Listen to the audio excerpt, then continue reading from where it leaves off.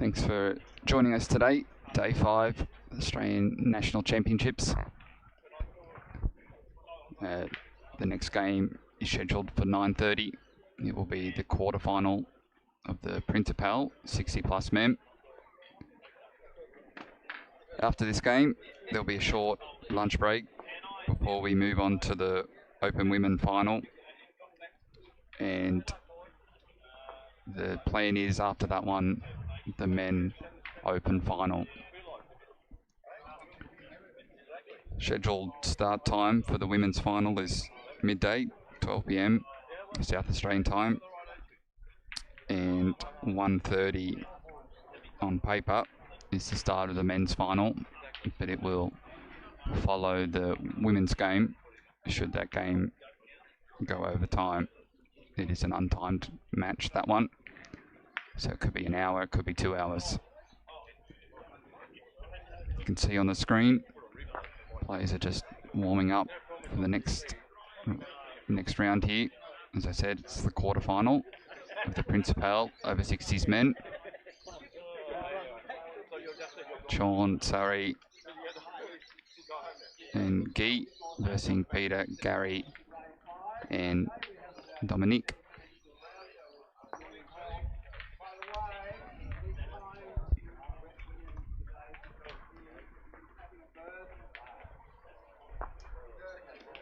I'll just go through a few checks here before the start of this game, make sure everything's up and running.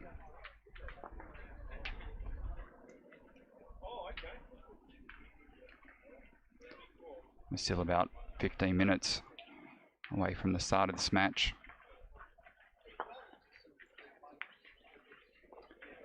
Much kinder weather today as opposed to yesterday. There is rain forecast for this afternoon, so hopefully we get all these finals in before that comes.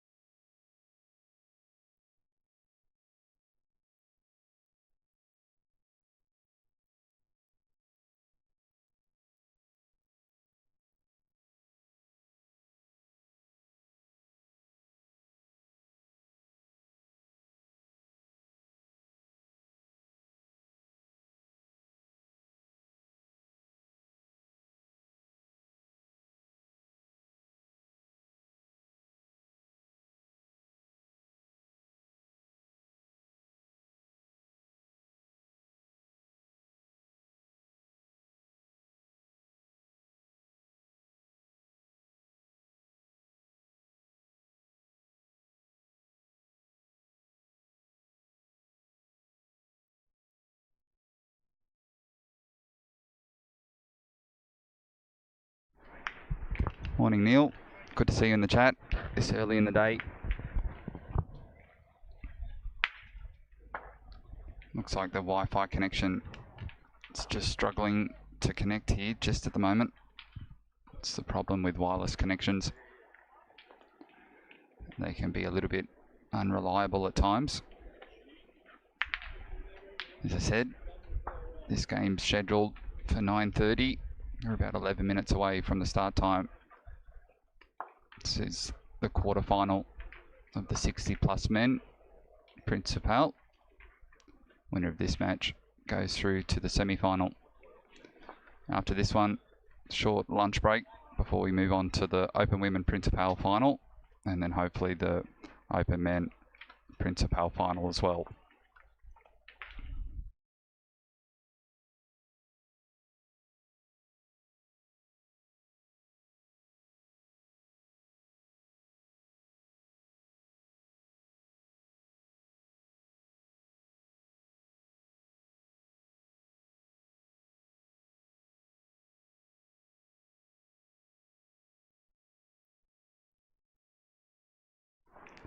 Team Mercia in the blue shirts, Team Pierre, as we'll call them, in the pretty pink. Dominic has just come across saying that he might get a bit of slack for the pink shirts on the live stream.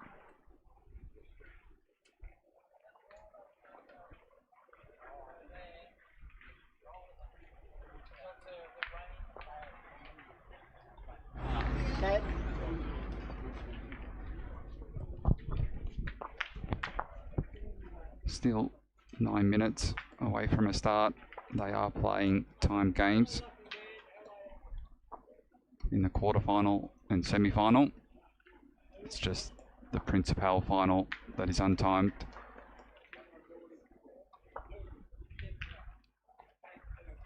+60 minutes plus one end.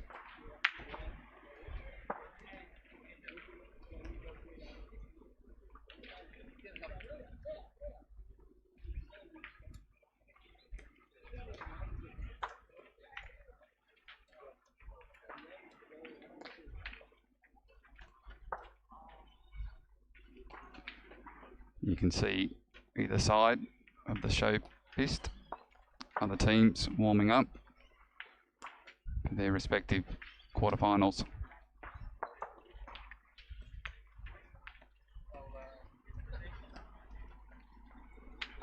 Going to be a warm day here at NOVAR Gardens.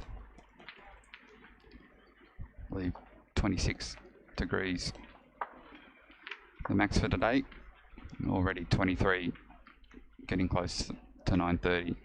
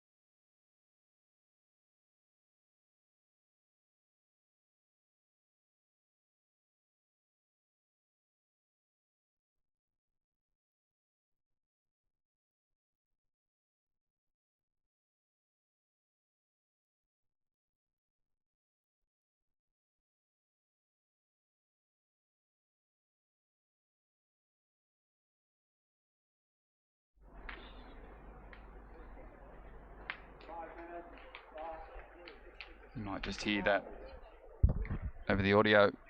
There's a 5-minute warning for the players to get themselves ready for this one.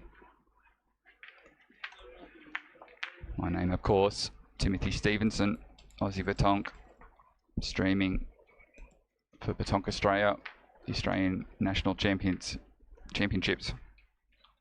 Excuse me.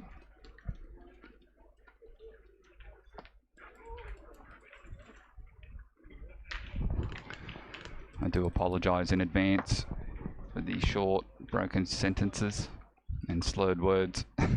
As you can imagine, it's quite difficult listening to yourself on a slight delay in the headset. As much as I like my own voice, I don't need to hear myself all of the time through the headset.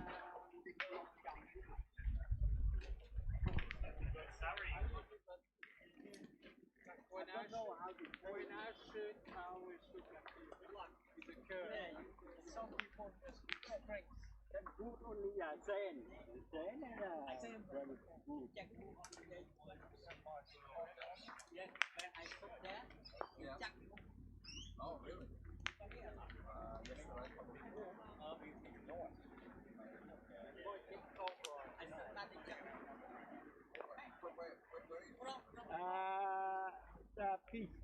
That one, the next one. We were on 38, Tim. 37 against Christian. And Sari hit the back of the caution and came back 10 or 11 meters backward. And backwards, yeah, backwards. Yeah, that's why we want to see that picture.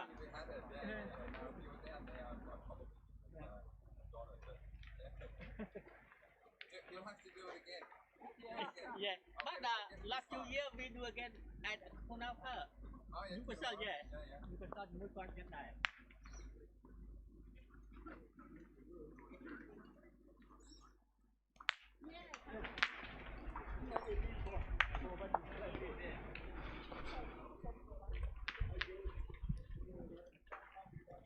You can just see over in the background the officials with the siren, meaning we're not too far away from the start here, the quarter-final of the 60 plus men Principal. So we just look at the lineup for this match. Sean, Sari and Guy versus Peter, Gary and Dominic.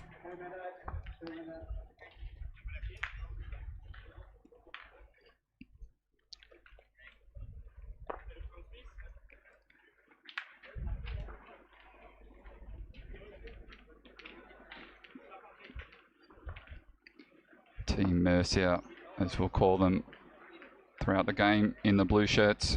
Team Pierre sporting the very stylish pink shirts. Gary there with a matching rag as well. Love the coordination.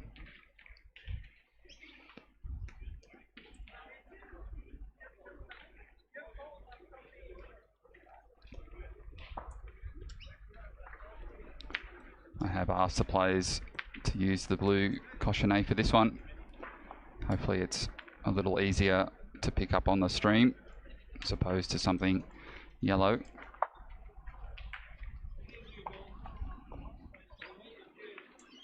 You can see here, so just pan up the beautiful blue skies here at NOVAR Gardens. It's been an incredible 5 days.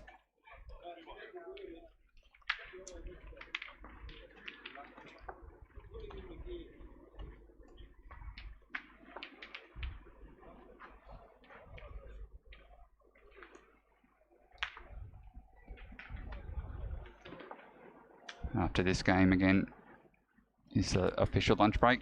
I'll take the chance to move the cameras, ready for the finals.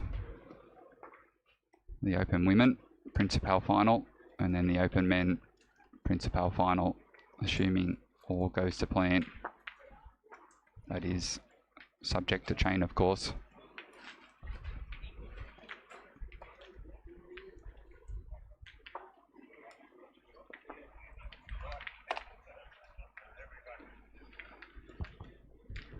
We're about to get underway.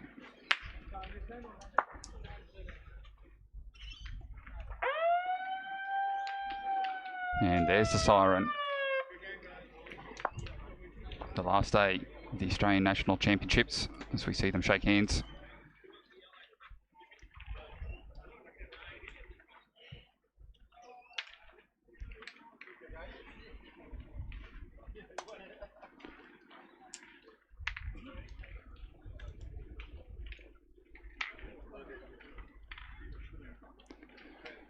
And Guy throws the jack about 7 metres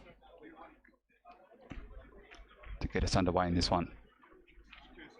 Good luck to both teams. And a solid start by Guy. Just to the left of the jack. It's Peter now. Steps it out.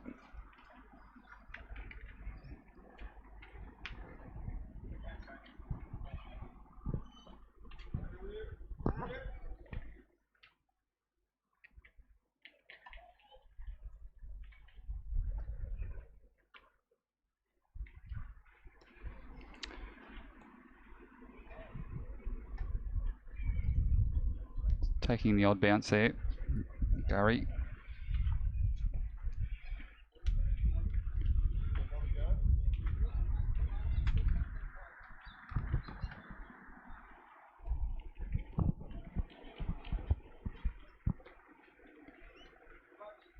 And this one a little better, just drifting wide. Which will mean Peter will come in to the circle to play. Inspects the pist.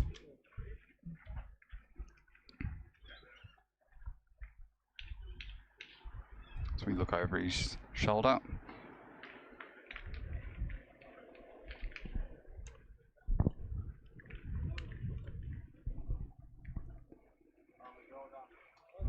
And a good ball, taking the point. And unfortunate not to be a little bit closer. You can see here on the replay, it just rolls out just towards the end there. Sari lines up this shot.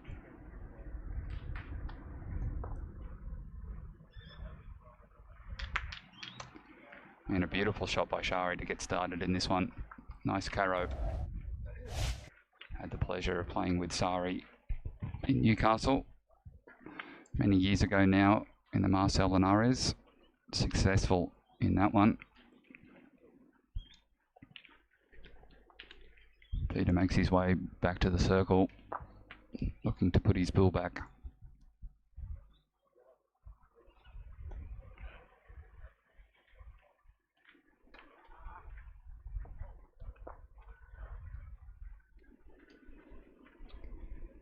And it looks short from here. Dominic on his way to the circle.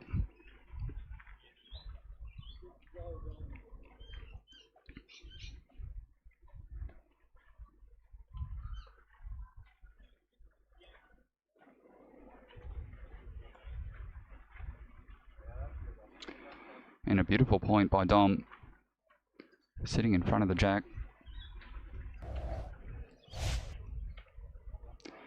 Getting a little high five from his teammates.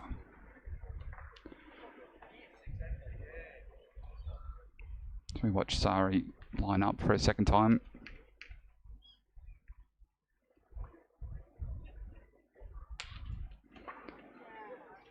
And another good shot by Sari, but unfortunately pushes the bull onto the jack and trails it back.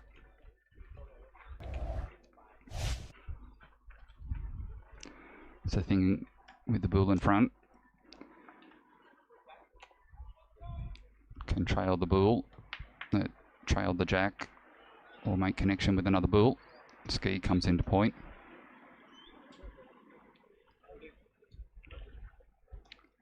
Semi-crouch position. And what a great shot that is. Sitting right on the cautionate.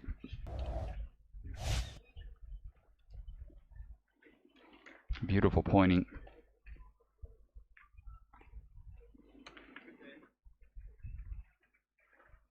Dom now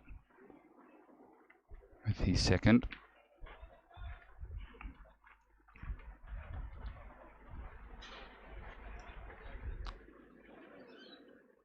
just stays out to the right hand side. Inverted, of course, on the screen.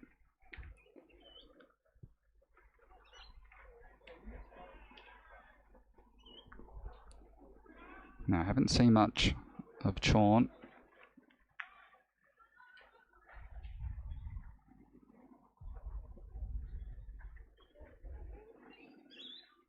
Playing the middle in this team of three. And that one taking a kiss. And 2 points to Team Mercia to get us started here. We watch that one again.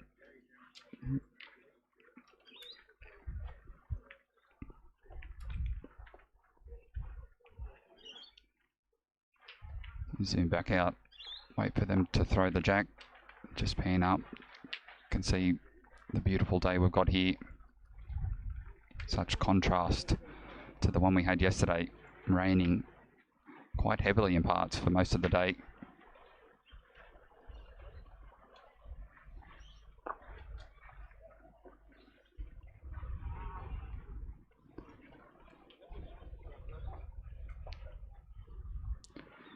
The longer end this one, the tape will be pulled out here just to check. It's 50 centimetres from that back line.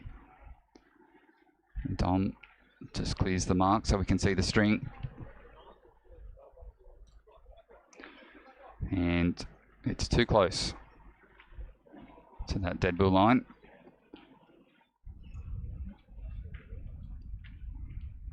And as I say that, the camera briefly disconnects.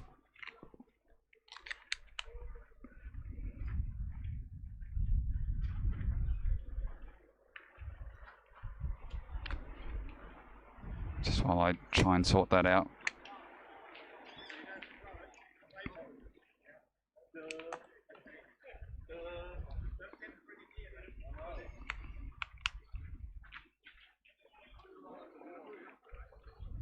There we are.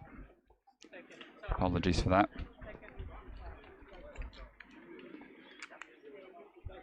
It's the thing with these streamlined setups. Some things can go wrong. So we watch Guy play his first ball.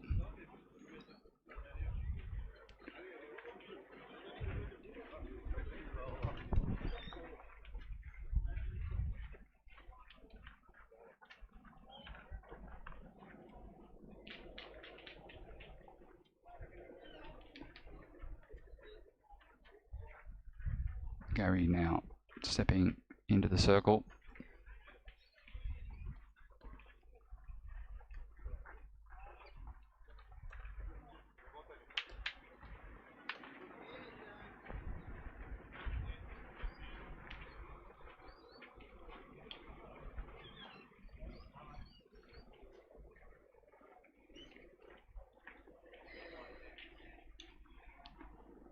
And this time going a little long by the look of it. Team Mercia has a quick look, signalling that that front bull still holds.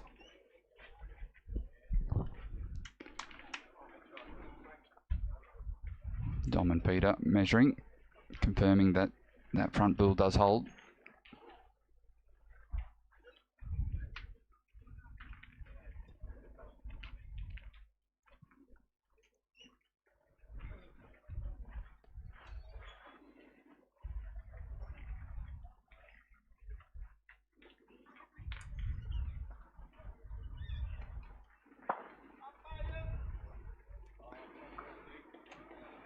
Nice pointing there by Peter. Straight up next to the jack. Sari very quickly to head to the circle to shoot this one out.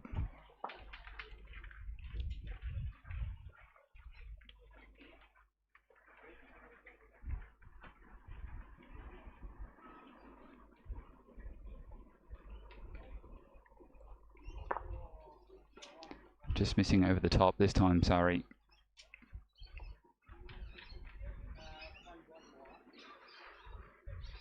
And he was ready to shoot again, but the signal comes from his teammates. Perhaps they point this one in. Feel like there's a little bit of room here for Guy.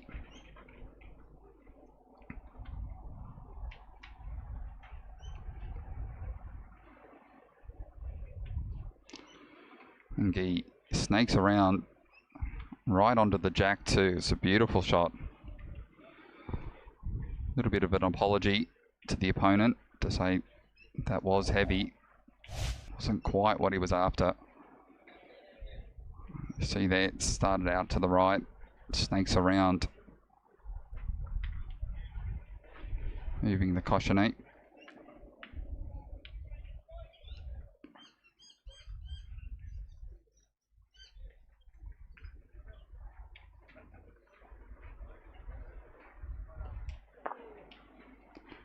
And in contrast to Sari, dropping a little bit short, jumping over.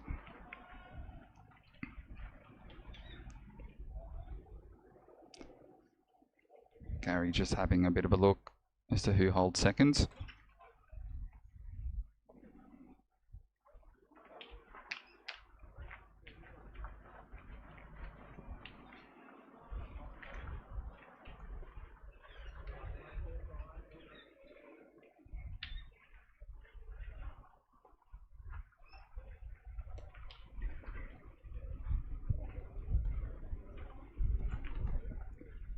This game, of course, being a quarterfinal, played on just the one pist. The women's final that we cover after this one will be played on the two. Stom steps up.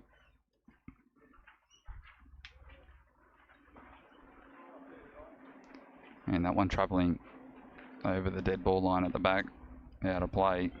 Sean now with a chance to point in. A team with 3 bulls left to play.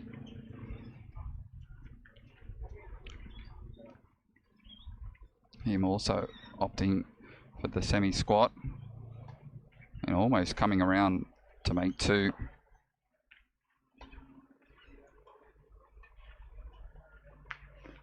Just having a look to see if it sits for 3rd. There is an opportunity to shoot that as Sean is pointing out to them.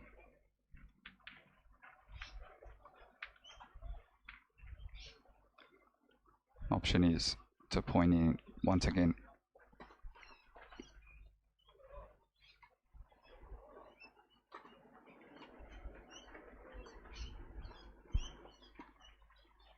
Sean trying to come up that left-hand side onto second bull, unsuccessfully though.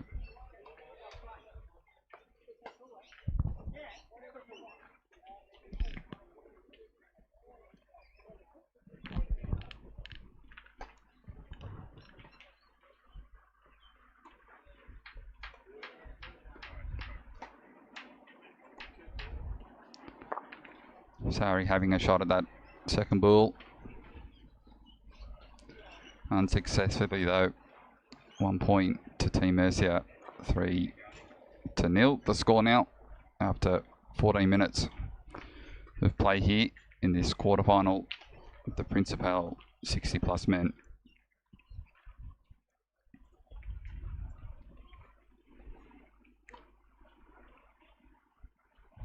Mentioned before, you can see some of the other quarterfinals as we wait for Guy to throw to the jack on the adjacent pists.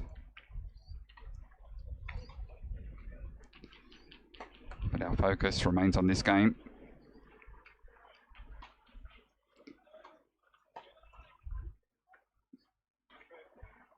Guy looking for another bull onto the jack.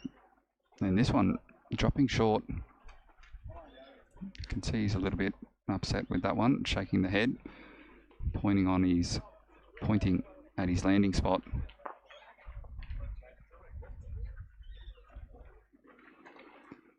See what Gary's got for us in this one.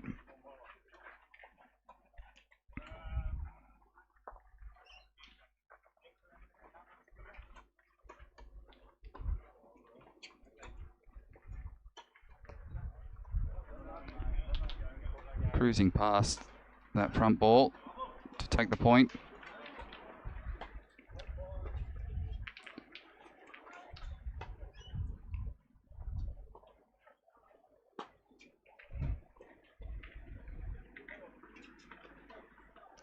Guy just suggesting he's going to try and curl it around as Sean just skewers our view.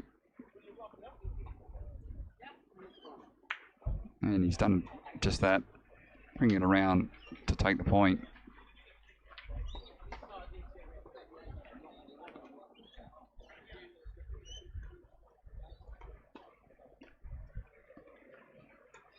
Peter and Gary just in discussion here as to how to play this next ball.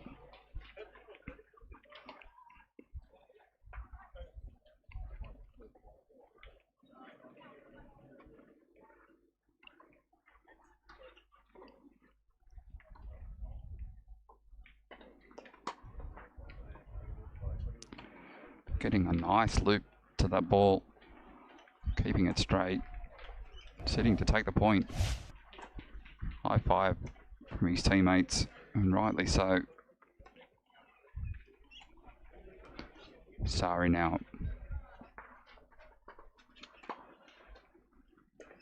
with his claw-like grip on the ball, shooting and hitting too.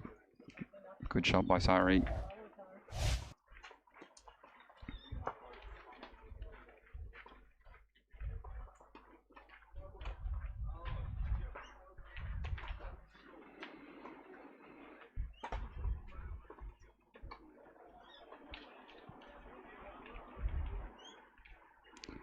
Peter's turn to try and take the point back.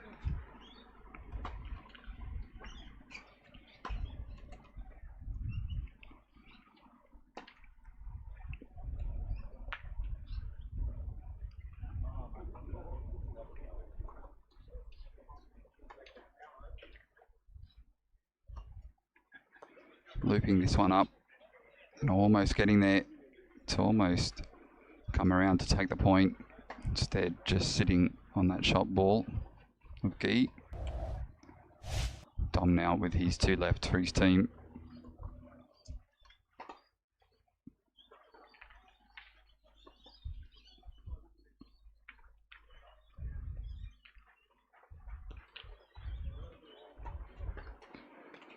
And beautiful pointing there by Dom. High five from his teammates. We fit this in.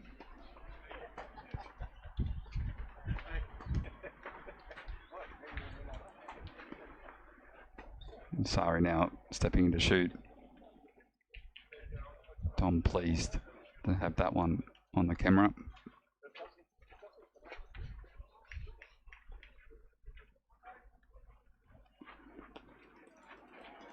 Sari this time bouncing over that ball, landing at 10-20 centimetres in front.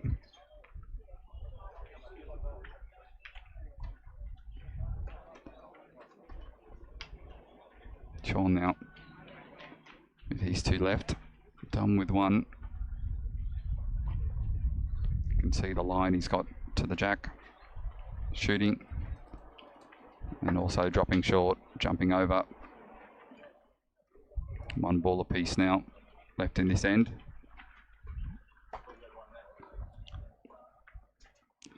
See if Team Pierre can get on the scoreboard. Pointing now. And not quite getting there.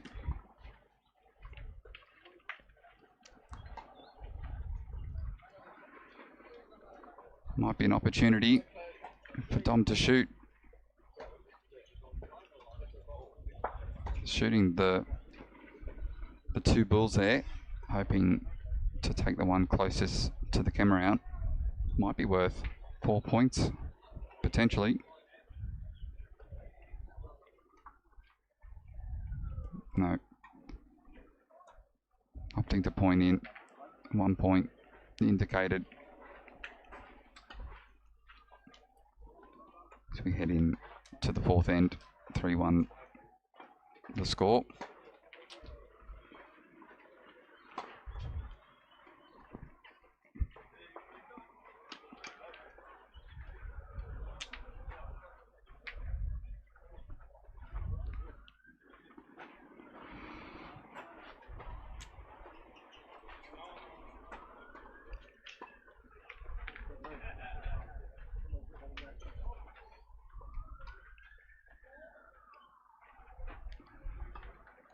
Good to see a few people in the chat watching from across Australia.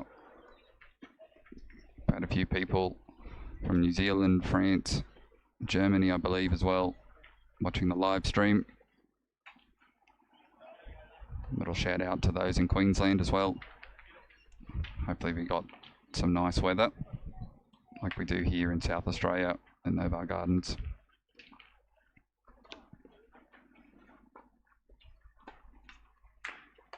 Gary gets us underway and pushing that one a little long.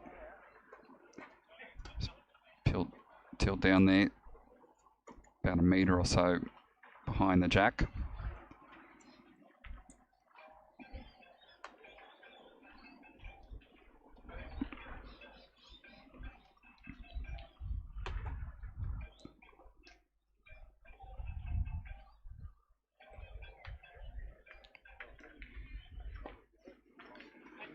And Guy with a beautiful ball sitting right in front of the jack.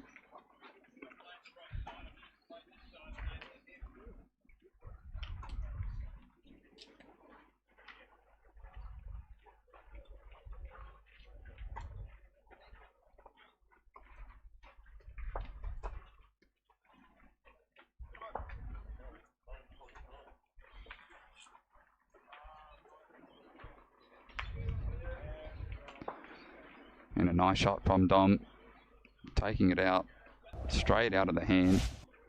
We watch this again. The distance didn't faze him. Guy looking to put the ball back. Plenty of room to point in.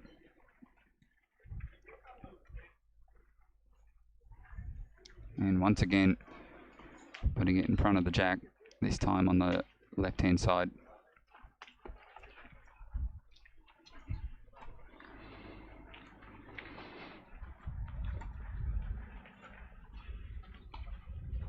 As Dominic lines this one up.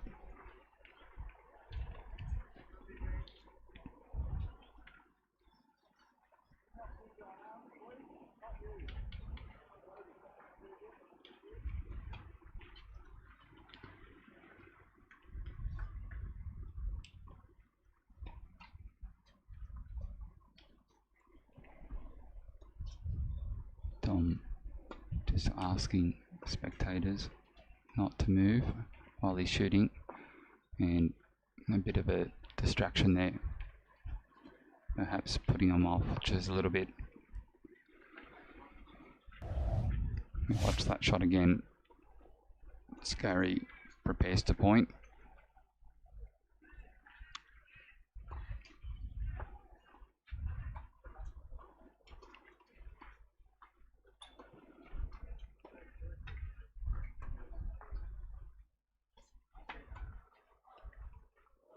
Semi-lob, looks like it was going to get there, but stops short.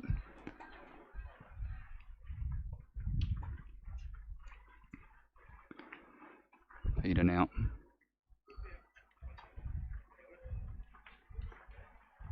Lining up to point in.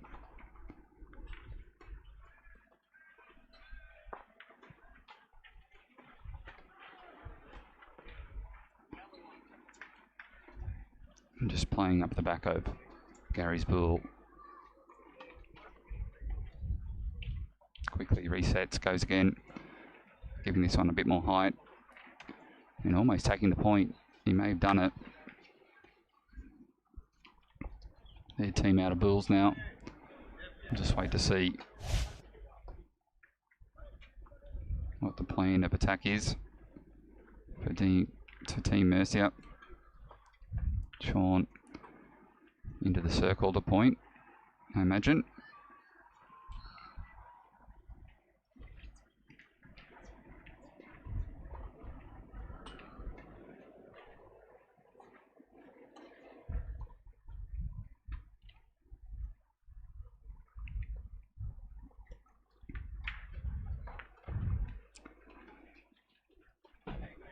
Making contact with Guy's ball, giving them the point back, I believe. If not, Sari coming in to shoot.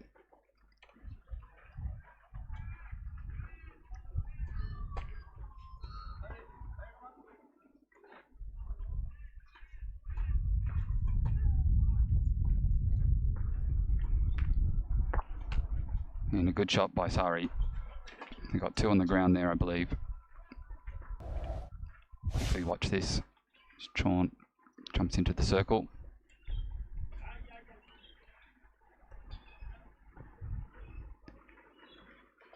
And a great point. Key, of course, marking the jack, which is required when it is moved. Sari pointing in as well. Another good point. Looks like 4 points to Team Mercia. 7-1 the score now. It's a good end for them. You watch this replay. John's second ball just coming onto the jack.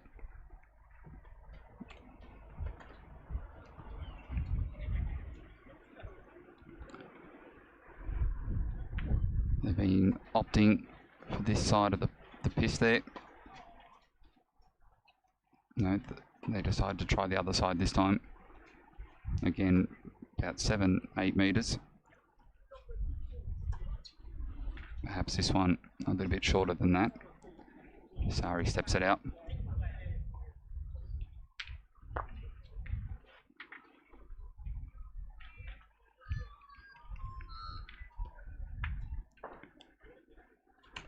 And Guy really putting the pressure on in this one now. They've just scored 4 points and now a ball next to the jack. Exactly what they wanted.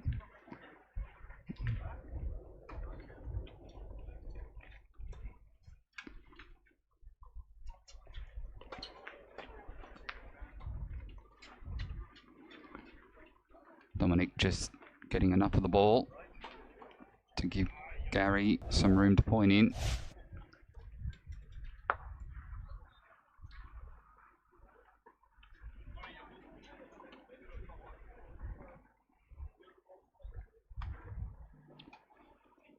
.21, 28 minutes in this game elapsed.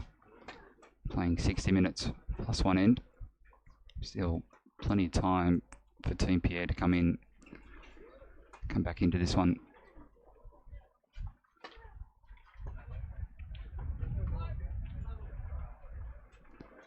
Gary just takes a moment to reset. And quick to play his ball. And as you can see, it's just drifted away. Unfortunate, both balls had good weight to them, just not straight enough to take the point.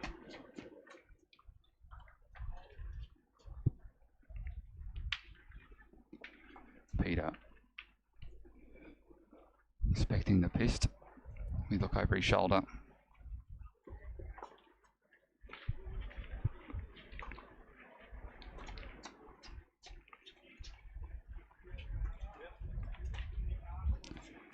And a beautiful ball, just what the doctor ordered.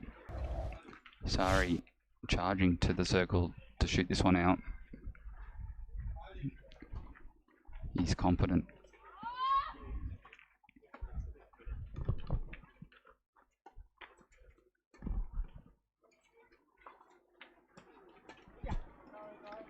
And touching the cautionate, which is fortunate for them. Really moving the jack now away from Team Pierre's bulls and taking the point back as well. We watch this on the replay. Over the top of the target ball.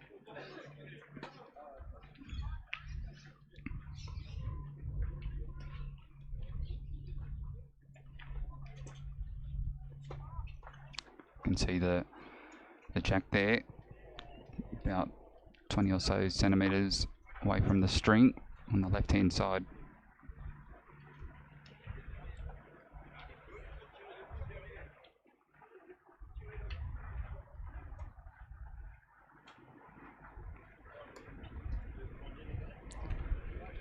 And that one just curling away.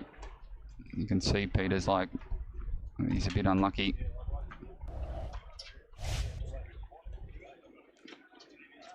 Gives the ball some nice height, just curls around away from the jack.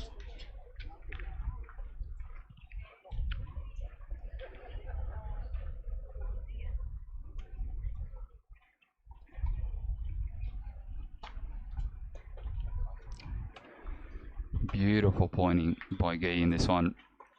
Two bulls right next to the jack. Pierre just giving him, Dominic, Pierre just giving him some cheek on the way to the circle. And opting the point, given the bull count.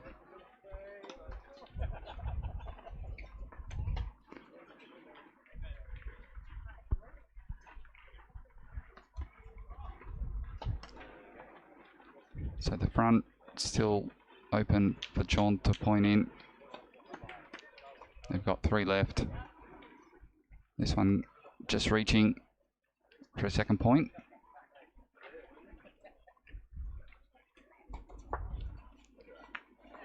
And this one playing on the back of it to make 3.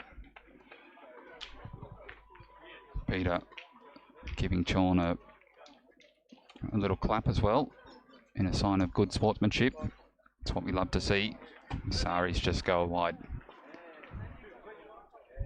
3 points to Team Mercia, extending their lead, 10-1 now. 32 minutes into this game. And the team in pink, still with plenty of time to come back into this one.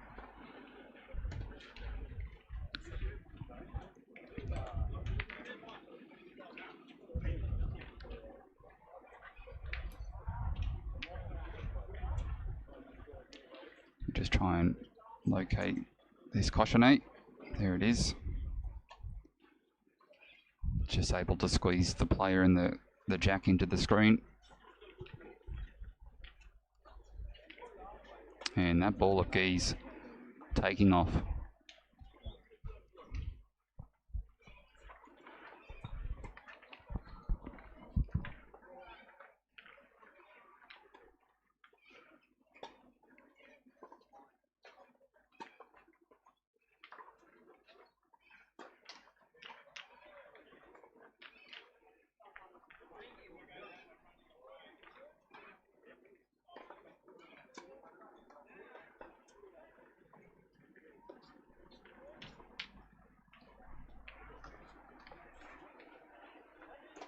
Just going outside the range of the camera there. You can see he's about 70 so centimeters behind the jack.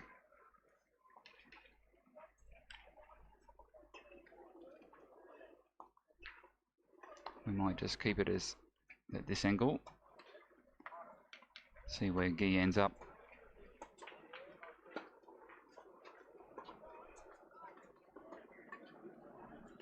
It's a beautiful point.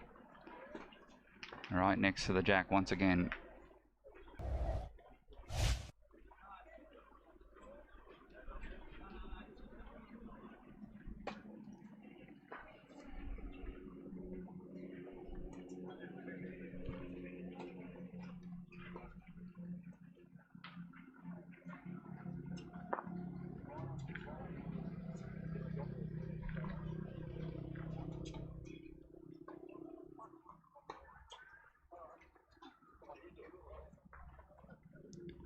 Team in pink, Team Pierre, just discussing what they're going to do here.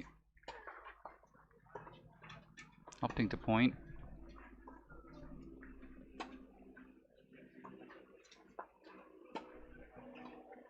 Peter playing first point of this end. Gary now moving into the middle.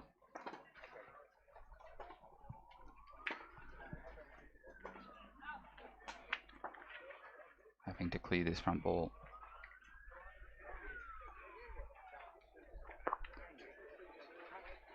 Getting over the top, but bouncing over once again. It is a long end. Certainly close to 10 meters, this one.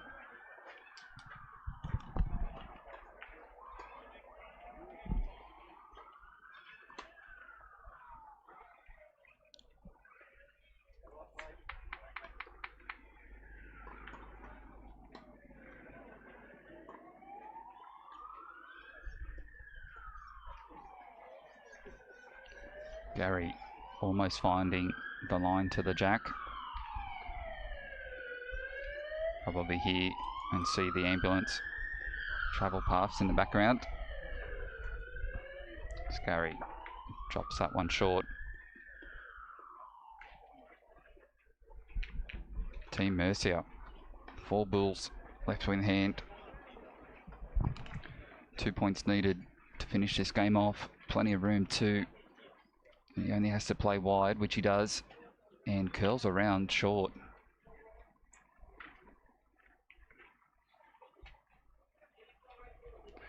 Bit of a smile on his face. He knew that one wasn't quite right. Goes again. And that one, much better. Sari just indicates to Master the Jack.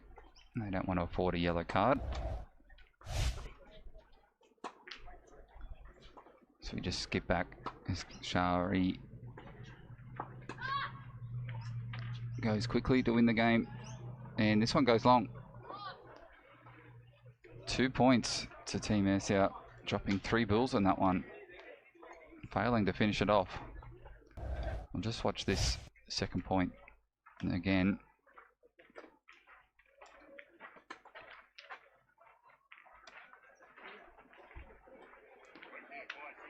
Team Pierre gifted the opportunity to stay in this one. Let's see if they take it. Come on. Still plenty of time left in this one. 23 minutes.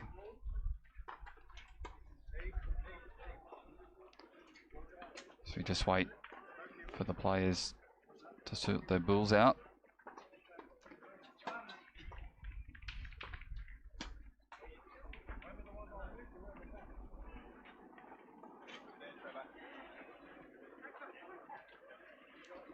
As the sun really starts to come out here now, you can see the shadows across the piste.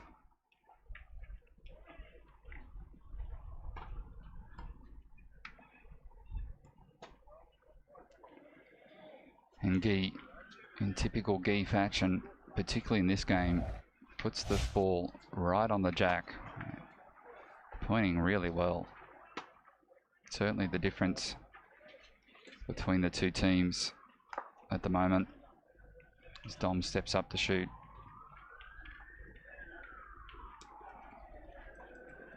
And again, jumping over. Goes again. And again, a second time. Landing straight with the ball. Just jumping over. And see he's a little frustrated. We're just discussing here. It is the 13th point on the ground.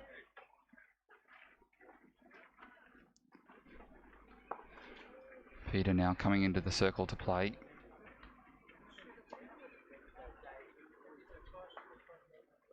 Having a bit of a look to see just where the jack is.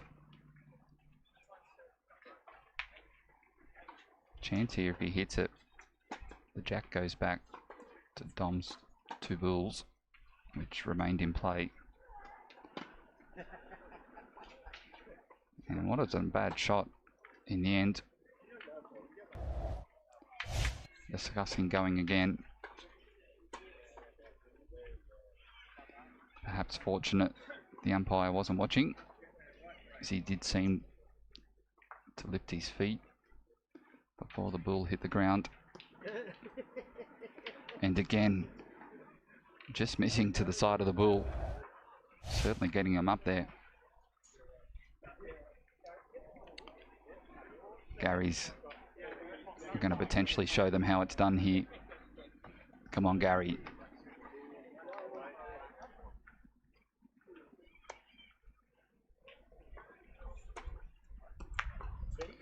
He said, see?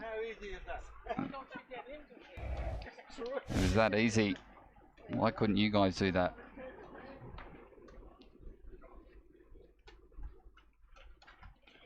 Taking the point too. It's a great shot. Well done, Gary.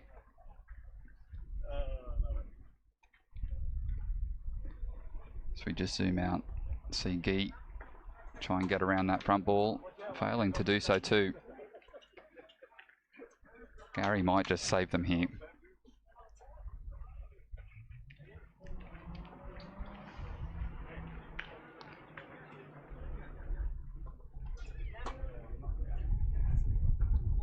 Sean pointing in, taking the point too. Again, that's game bull on the ground. Let's see what the master shooter's got for us. He's 100% shooting this game. I dare say he'll point in though. And he's done that as well. He's a one-man team at the moment. Dom bowing to his teammate.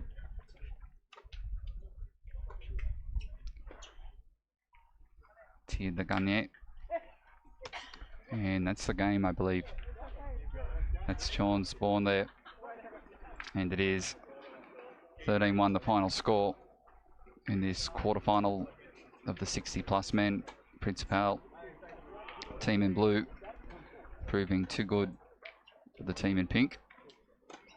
You just see this last shot of Sari's to win the game.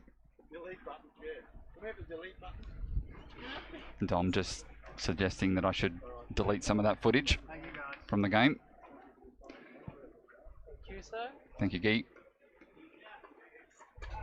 It's now the official lunch break according to the schedule. This one not quite going as long as planned. 60 minutes plus one end. I will keep the video active. Might just pan across so you can see some of the other action on the piste.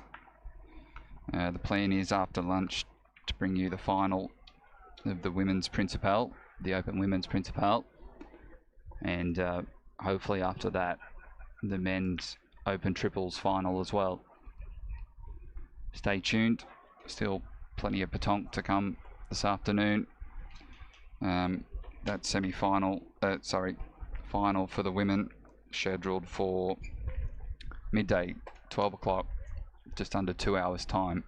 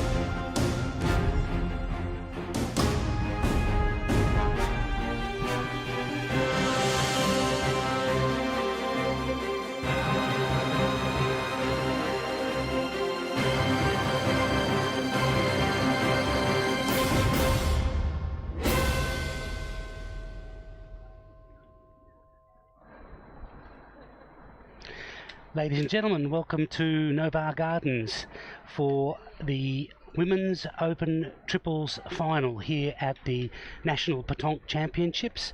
I'm Sebastian Rosenberg. I'm here with my co-commentator Graham Smith. Hello Sebastian, not this side of the camera I hope to be on this afternoon, but we are in for a cracking game. So we've got in the Australian shirts the team of Reduvo, led by Reduvo, Hina Reduvo from Maison de France in Western Australia, Selena Daly from NOVAR Gardens, and Ha Nguyen from Eastern Suburbs in South Australia. And they've won the toss and will start proceedings. And they're playing against the team in blue and white, led by Min Lim from Weird Entertainers. She's backed up by Sakshi Madhabadul from Weird Entertainers and Jennifer Silva from Le Club Cauchemar in Western Australia. So Selena Daly to begin.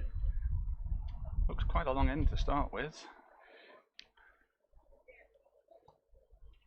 And that's a lovely start. Fantastic opener. Yeah. Yep. So I would have said that was probably about 9 metres, I'd something say 9, like that. maybe a touch further. And remember that, so we're at the pointy end here. These women have played about 6 games to get to this point. And this is for the Australian National Triples Championship for women. Which, let's face it, is the one everybody wants. They all want the triples trophy, all want the name on that plaque.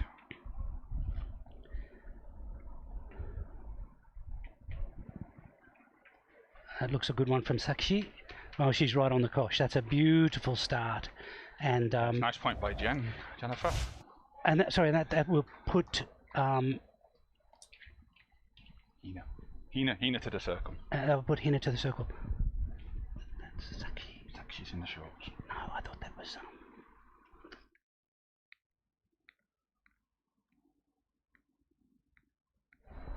Oh, superb play from Hina. What a lovely shot. Her spot carro, so she's actually replaced the target ball with her own, meaning that the team in green hold 2 points on the ground. You couldn't ask for a better start than that.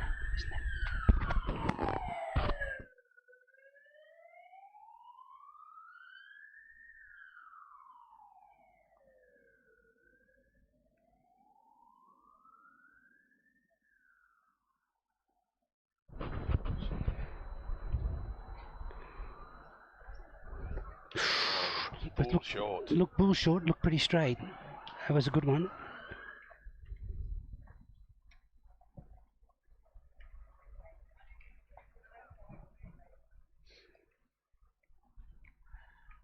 Bit of discussion.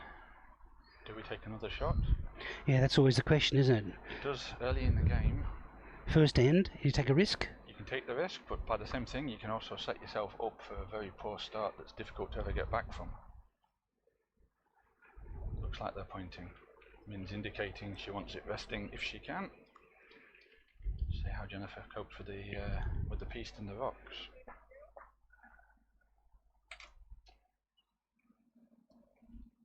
It just jag left. I think it very good length, but it's just left.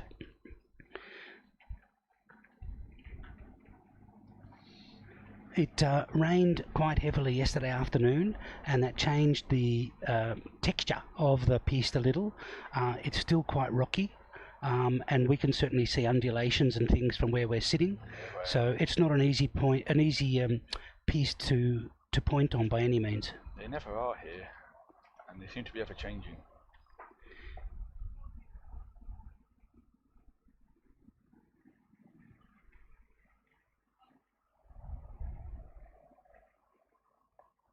That looks good. It's just a little bit short and a little bit right. Started well, but yes, never really had the pace. Wasn't ever going to come into the head. Yeah. So at this stage, they're really looking with only a couple of balls remaining. They're looking now to cover up the front and try to defend and make it harder for the team in green to score more points. That one's the same sort of line. On the same ball. Yeah, well, we've all been there. So one ball to come from Min, and And realistically, it needs to be something special. Yeah, it needs to be in front there. Really be good to it really even it doesn't have to really even be, you know, anywhere near the cosh. It just needs to be in the way.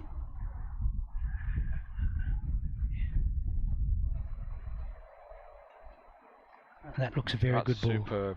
What Yeah, a lovely and she shot. holds. I think she does hold her from here. It certainly looks as though she holds. It's just rolled past the cosh, but it's adjacent. It's a lovely shot.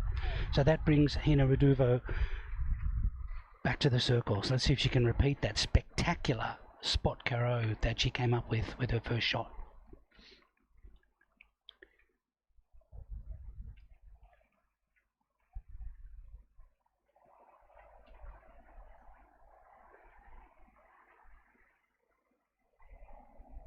Oh, that may be enough. It's a sort of a little chiquet, as they say, a little glancing blow, and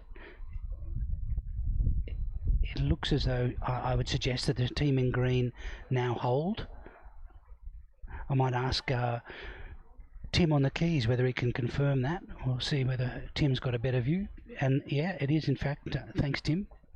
Does a great job, Tim Stevenson, here, managing all of the cameras and the sound, and indeed the commentators. So Selena now to see if she can add to the points tally for Team Green.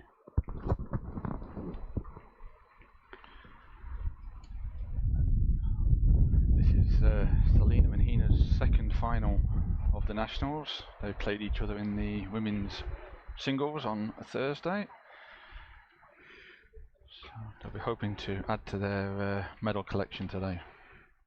And Ha and her husband Van made it deep into the mixed competition as well. So again, no stranger to this kind of finals pressure. And I think that Ha is going to try and shoot that ball on the right-hand side to make multiple points for Team Raduvo. Oh, she just missed it, just jumped.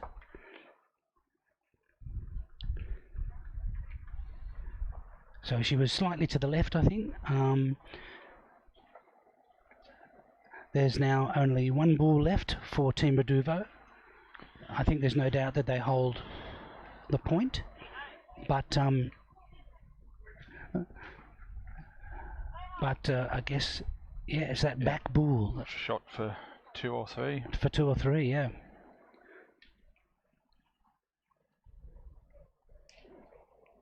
Oh, other side this time. Very close. I think it's just the 1 point then to Team Raduvo. I'll just get confirmation. They're having a look. Umpire Rob Mellor from Capital Pétanque Club in Canberra. Got his. Just the one. So Team Raduvo take a 1-0 lead. So it's worth just reminding viewers that in a final, all of the other games during the tournament have been timed, but this is a final and therefore is an untimed game. So we're playing to the first team to 13 points. Also, playing across the 2-piece, so the line you can see just to the right of Selena is not in play at all. You have one just behind Hina and one equal distance over to the right, so they've got plenty of space to play into. Yeah, so again, this is really about tactics and where you choose to throw the cosh and whether you play across lanes or just up one lane. Smithy, that again looks like They seem to have stayed long. Obviously I would have said that looks potentially like, again, 9 metres at least, something like that. Well, if you're going to spot Caro at 9 metres, why change? Good point. And that is also a good point. Lovely play there from Selena.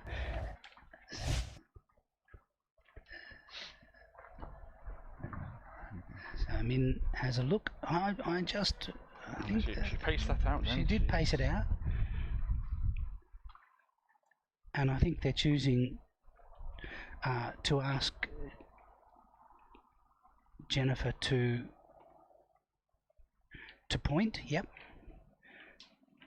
I would suggest there's probably only 30 centimetres between the cosh and Selena's point, so not lots of room. It's a good one here. That's It's spinning tracking its well, way it's tracking nicely. well. It tracks beautifully. I think it may be just short. They're just having a look. Looking at the images Tim's showing us. No, they're looking as though it may check be it. worth a measure. No, it's indeed it holds. What a lovely point that was from Jennifer.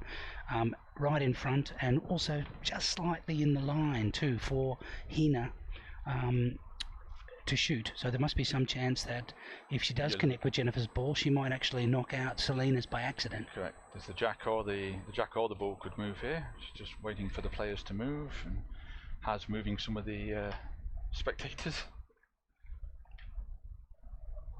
Most of these top players can shoot if there's a bit of movement, but you don't want something to draw your eye just as you're releasing. Just short again. Just short, and maybe just to the right. Had a good view of that. I was right behind her right arm, and on board camera, were you? Yeah, it looked good in the air for a little while, but just to the right. I wonder if she was concerned about moving something behind. Yeah. So ball advantage now to Team Lim in white and blue, and Selena now has the job of trying to outpoint that really good opener from Jennifer. Even if she's not looking to outpoint, she may be looking just to put something else down in the head that's on away from those two balls, so that it frees Hina up to shoot freely. Good point. Yeah, she's probably laid down that left-hand side. That's good ball, possibly a little wider than she would have liked. That looks, I don't know, maybe 50 centimetres, something like that. Possibly a touch further. It's also quite a way behind. It's behind, yeah. So, as we've talked about before, the French phrase boule devant, boule d'argent, the ball in front is the money ball. And that's because balls in front of the jack can be pushed forward, and so they stay in play, if you like, whereas the balls behind need the cosh to move to them. Now in the circle. That looks like a very good ball. She's just knocked the back of it.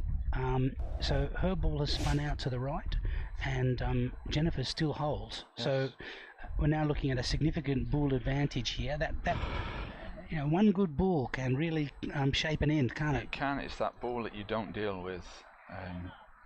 Obviously, they're even though they've got a good second in there, it is behind. So obviously, they're looking to try and put something else in front, try and limit. That looks like a lovely ball. Oh, she's moved the jack. Just moved the cosh. That was a very straight shot, and it's done the job. Is there any chance of two there, Tim? Can you see? Yeah, Tim's nodding. It looks as though it may well be two. It's hard to tell. No, I think it's only one. I think that silver ball is still in. Still in play. Okay, so and it's in front. So now, Min will shoot.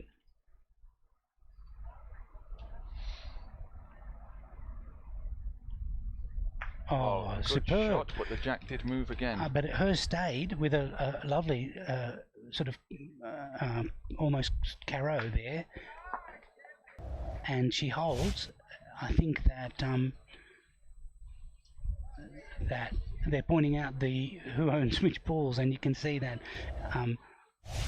Min's ball, when it landed, moved the cosh adjacent to not only her own ball, but it actually bounced off the ball at the back and came back. Okay. Watching the replay. Oh wow, terrific.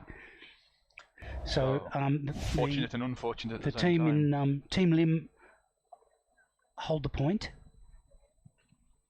and Hina to the circle. And of course, it's worth noting that the team in blue hold a 4-1 advantage. So Hina will want to put this close. And she does. That's a beautiful shot. Nice ball in front. Yeah, nice ball in front. But it's in the way. It's going to limit, yes. So again, another French phrase they use, limiter la caisse, which means they are trying to reduce the cost of this end by making it harder for the team in blue and white to score more than 1 point. So it's a bit of a conundrum here. If you've got 4 balls to 0, what would you do, I say, to a shooter called Graham Smith? Well, yes, yeah, I'd certainly be throwing one down there and just seeing if I could make some space. If you can get 2 or 3 out of this end, it would be wonderful. What you don't want to do now is throw your remaining 4 balls and have nothing to show at the end of it. It's always a deflating feeling. And here's Jennifer in the ring to see if she can navigate her way to the kosh through that shrapnel at the front. Aiming for the... Oh, she's gone down the right. Oh. Oy, that is very close. She really... I'm not sure how she made it through that little tunnel, but she's close, but no cigar. It wouldn't surprise me if she was third with that bull. She's not, but she is in the front of those bulls in front. Yeah. So... Pushable or the shot over the top.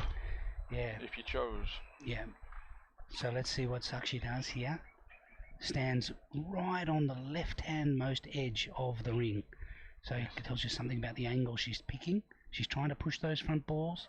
So her bull had a little bit more juice on it. It was not a gentle point. It was more like a sort of a forceful point to try to promote those front balls forward.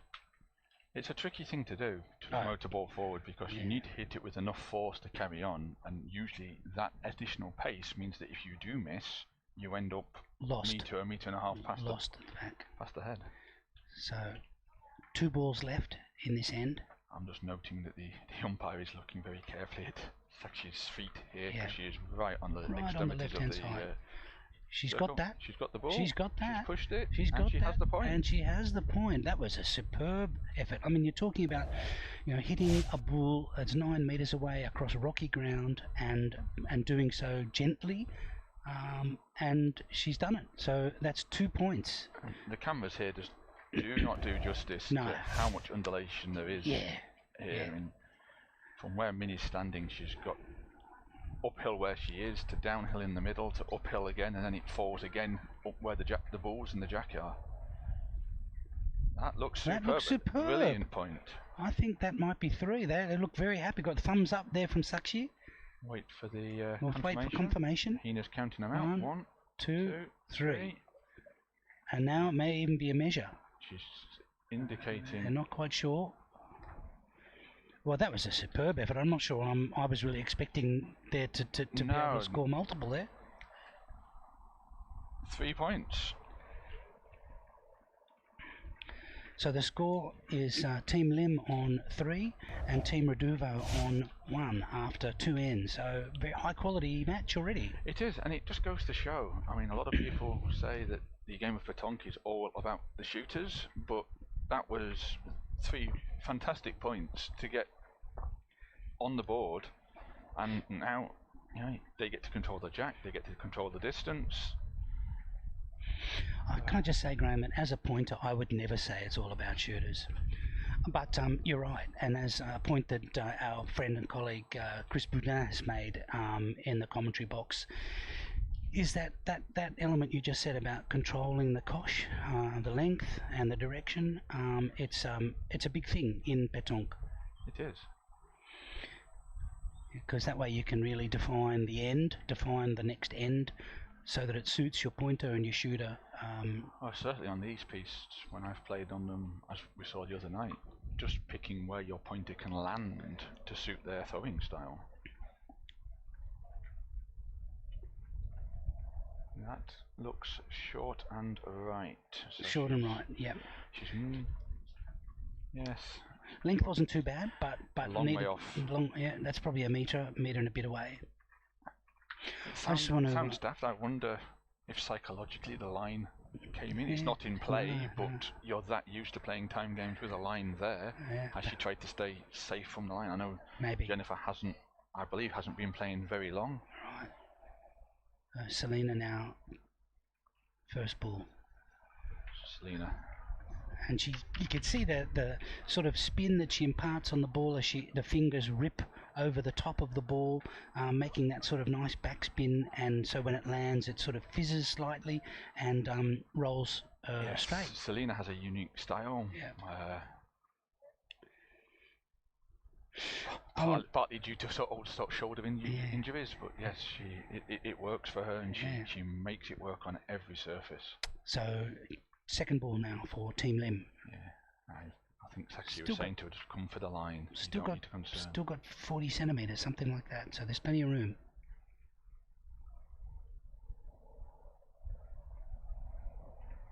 And she's got it. Great shot. She's got it.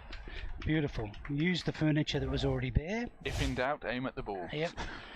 Terrific. You will always end up somewhere in contention. I just want to give a quick shout out to my colleagues Nathan and Craig, who tolerated me for the triples comp. We had a good time and had a couple of good wins. But I am sitting here, not out there. Hina now to try and dislodge that ball.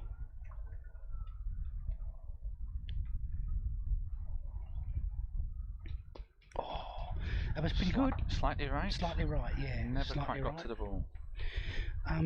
Also, to people out there listening in or watching, feel free to get involved in the chat.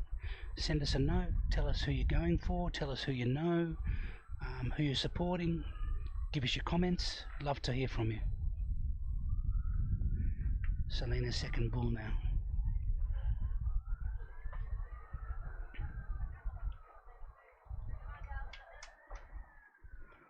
That looks like a beautiful ball. It never looked like missing, Never looked like missing. First bounce. Never looked like missing.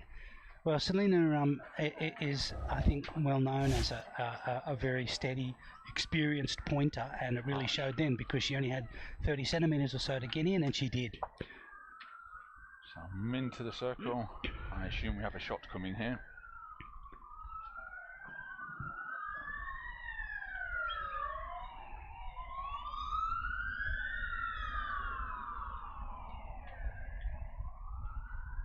Ooh. So it's an interesting style that Min has. She throws the ball when she shoots with quite a high lob, and she's very effective. But she was just offline on that occasion. So hello to Esther from Bendigo. It's nice to see that you're able to watch the games and enjoying the stream. And Cody's sat here supporting his Western Australian teammates. If there's noise from the crowd, it will probably be Cody. He's sat just to the left of us at the commentary table here. So 3 balls left for each team. Min shooting for a second time to try and dislodge Selena's ball.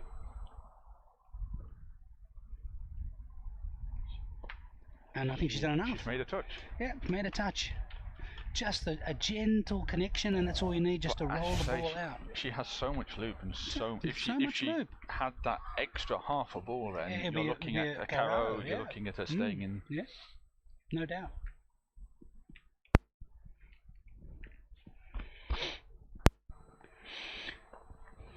So now to the circle for Team Reduvo. They have the ball advantage, but they don't hold. 3 balls left for Team Green, for Team Reduvo, and 2 balls left for Team Lim in white and blue. But Team Lim holds.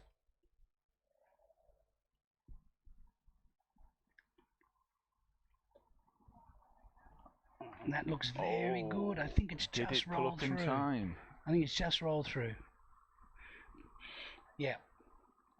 I think that the ball from Team Lim is probably the ball for the silver ball is probably 20 centimeters, 30 centimeters, and the one at the back has moved through probably to 30, something like that. And so I say that was a determined walk back to the circle by Hina there. So 2 balls left for each team.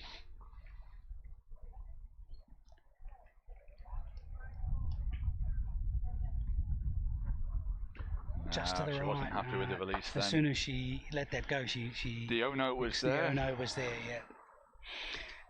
It's a funny thing that in Graham's and my experience in Canberra, when a person does oh-no, particularly when pointing, it often ends up very close to the cosh, but maybe when you're shooting it's a bit different. But on that occasion, so this is now the last ball. So there's a little opening here, a little pressure on her to try to cover up the front of the cosh in particular and prevent the team in white and blue from scoring more than 1. Oh, that's a beautiful ball. And, what right a beautiful ball. Superb What a beautiful ball. And again, you know, you're in a final and it's under pressure. And 1 ball left. And you put that right on the cosh. So right now, where it needs to be. So that's going to bring Sakshi to the ring, I think, to look to shoot. And I would expect a shot, and she does have the advantage that if the jack moves, it wouldn't be the end of the world. No. Bearing in mind the piece to the right is open to play. It's not out of bounds. I'm just trying to work out whose balls are at the back of the piece here. I think Hina's 2 are off, so there'll be Min's 2 at the back. So if the jack moves, it's to their own team's advantage. Let's see what happens here. That was well left. Yeah, yes. Well left. You know, it's only the third end here, so, you know, players need to take a bit of time to work their way into the game, particularly shooters. So I don't know about the ladies out there, but it's also the game straight after lunch. So you think there's issues of, you know, postprandial. That's it. You're digesting. Issues, you're thinking about your siesta, your afternoon nap, and instead you have to come out here. I can tell you that I am right on the edge of my seat here for this final, and I'm sure these women are too. They're keyed up. This is the apex really of Australian Pétanque, the national championships, and this is obviously an important final. It's great to see so many people sat watching, because obviously as we move into the finals and the semi-finals that are being played, there's less games and people have stayed around. There's people sat around every single piece. So I think that's just the one. That's just the one to Team Reduvo.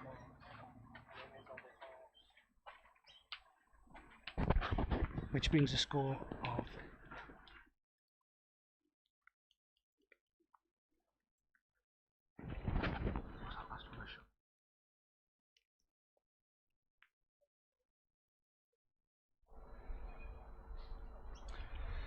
into the fourth end. We'll see if the Australian shirts of Selena and Hina decide to go long again, because their first couple of ends they were playing 9.5 meters. And that's a lot of paces. That was 9 paces. So Hina is standing at about the limit, which is 10 meters. And the Kosh finds us slightly short. Yeah, I said probably 8 again. 8 again, like but you are only 40 centimeters from the sideline. And Hina's just telling her players that line is the dead line. So yeah. Just clarifying which 2 pistes we're playing across. Yes. And that is so the line adjacent to the Kosh on the left-hand side as we're looking is as the players are looking as well. As the players are looking is out. So you want to first job would be to make sure your ball stays in play. First rule, ball on the piste. And we have, I think everybody here is a right-handed pointer, so they're all pointing towards that line. And no trouble, no mess for Selena. She's just short, but it's a good one, and posts a challenge for Jennifer in Team Lim to beat. So it's probably 60 centimeters short, something like that, 50 centimeters. So there's still a little bit of space, but again, you don't want to have too much of a dalliance with the dead bull line, because your bull will be removed from the game and can't count if it crosses that line.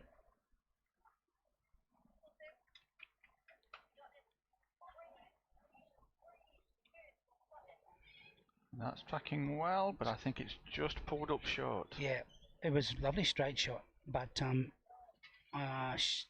Jennifer's probably a metre short and short of Selena's. So again, it's a nice target in some way. It's in front. If she could get past that ball, she'll stand a good chance. Yes. Either side.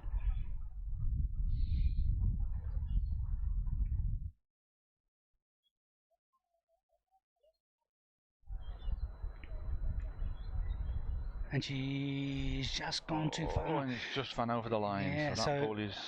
As Graham was saying, that's the danger. If you playing towards the line and you just so they're just asking. Just checking the umpire, getting the umpire to come and check. They believe it's out. They're just confirming which line. Yeah.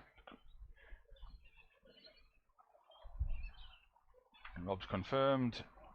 So they've removed the ball, and Jennifer's second ball is dead. So Rob Mellor, as we said, from Capital Petanque Club, and it's great that these umpires come down and give up. So they're not playing this weekend. I don't think any of them have played. They've been on their feet for 5 days. Not just their feet. They're the first off the piece. On their knees, on their back sometimes, I've seen. So yeah, big thank you to all of the umpires for the effort they put in, because if it wasn't for the umpires, we wouldn't be having a competition. No, just short from Sakshi. So that's 3 balls. 3 balls gone, yep. Selena's going to be happy. Only 2 on the piste, of course, for the team in white.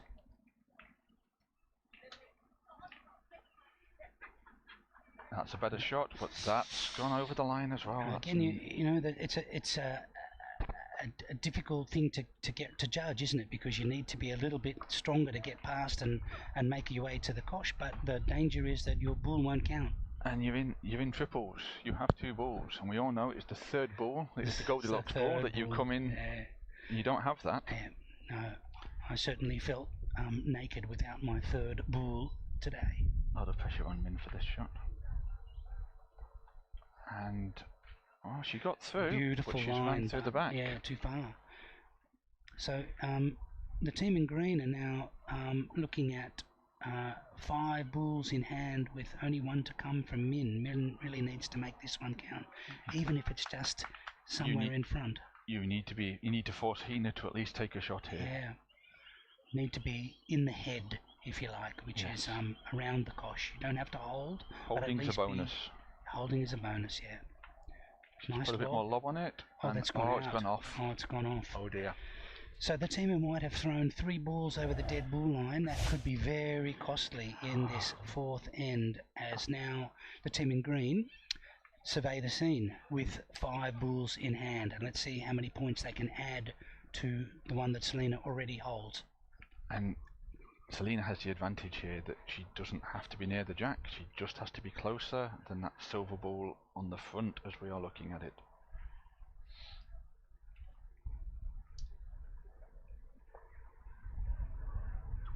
And there she is. She's got through. Beautiful. Even curled in at the end. Beautiful. Curled in.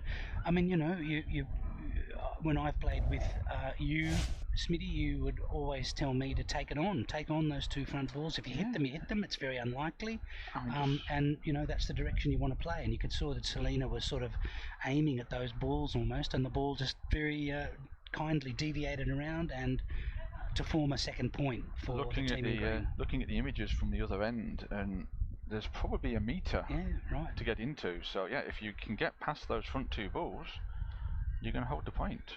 And there, she's moved the jack. Move the cosh. Now, has that made a difference? And you know, possibly to bring in the ball at the back from Min. I might just look at. Yes, Has pointing at that ball. They're checking. I might just ask Tim. Tim is signalling 2. So they had 3, but because the cosh has moved back, Min's ball, which looked like it was no danger, is in fact now the 3rd bull. So it's only 2 points to the team in green at the moment. I mean, you're 3-2 down, you've got 2 balls in, so that puts you the lead. I think you just keep pointing now and try and get the 5, and you just count the 1 ball down as a... she tried to push. Over. I think is that out? They're gonna...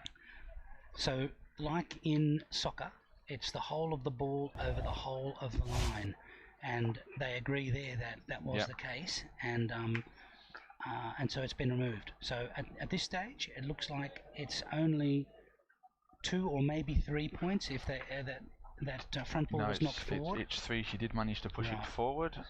It was just unfortunate that her other one fell out. Yeah. 3 at the moment.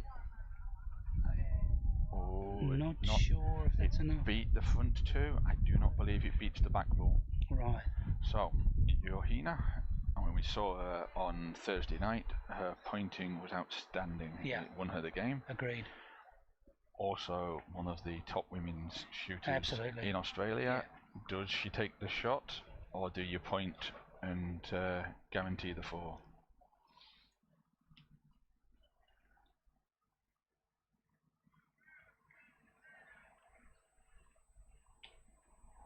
And she points beautifully. Yes. So that's 4. Big swing there.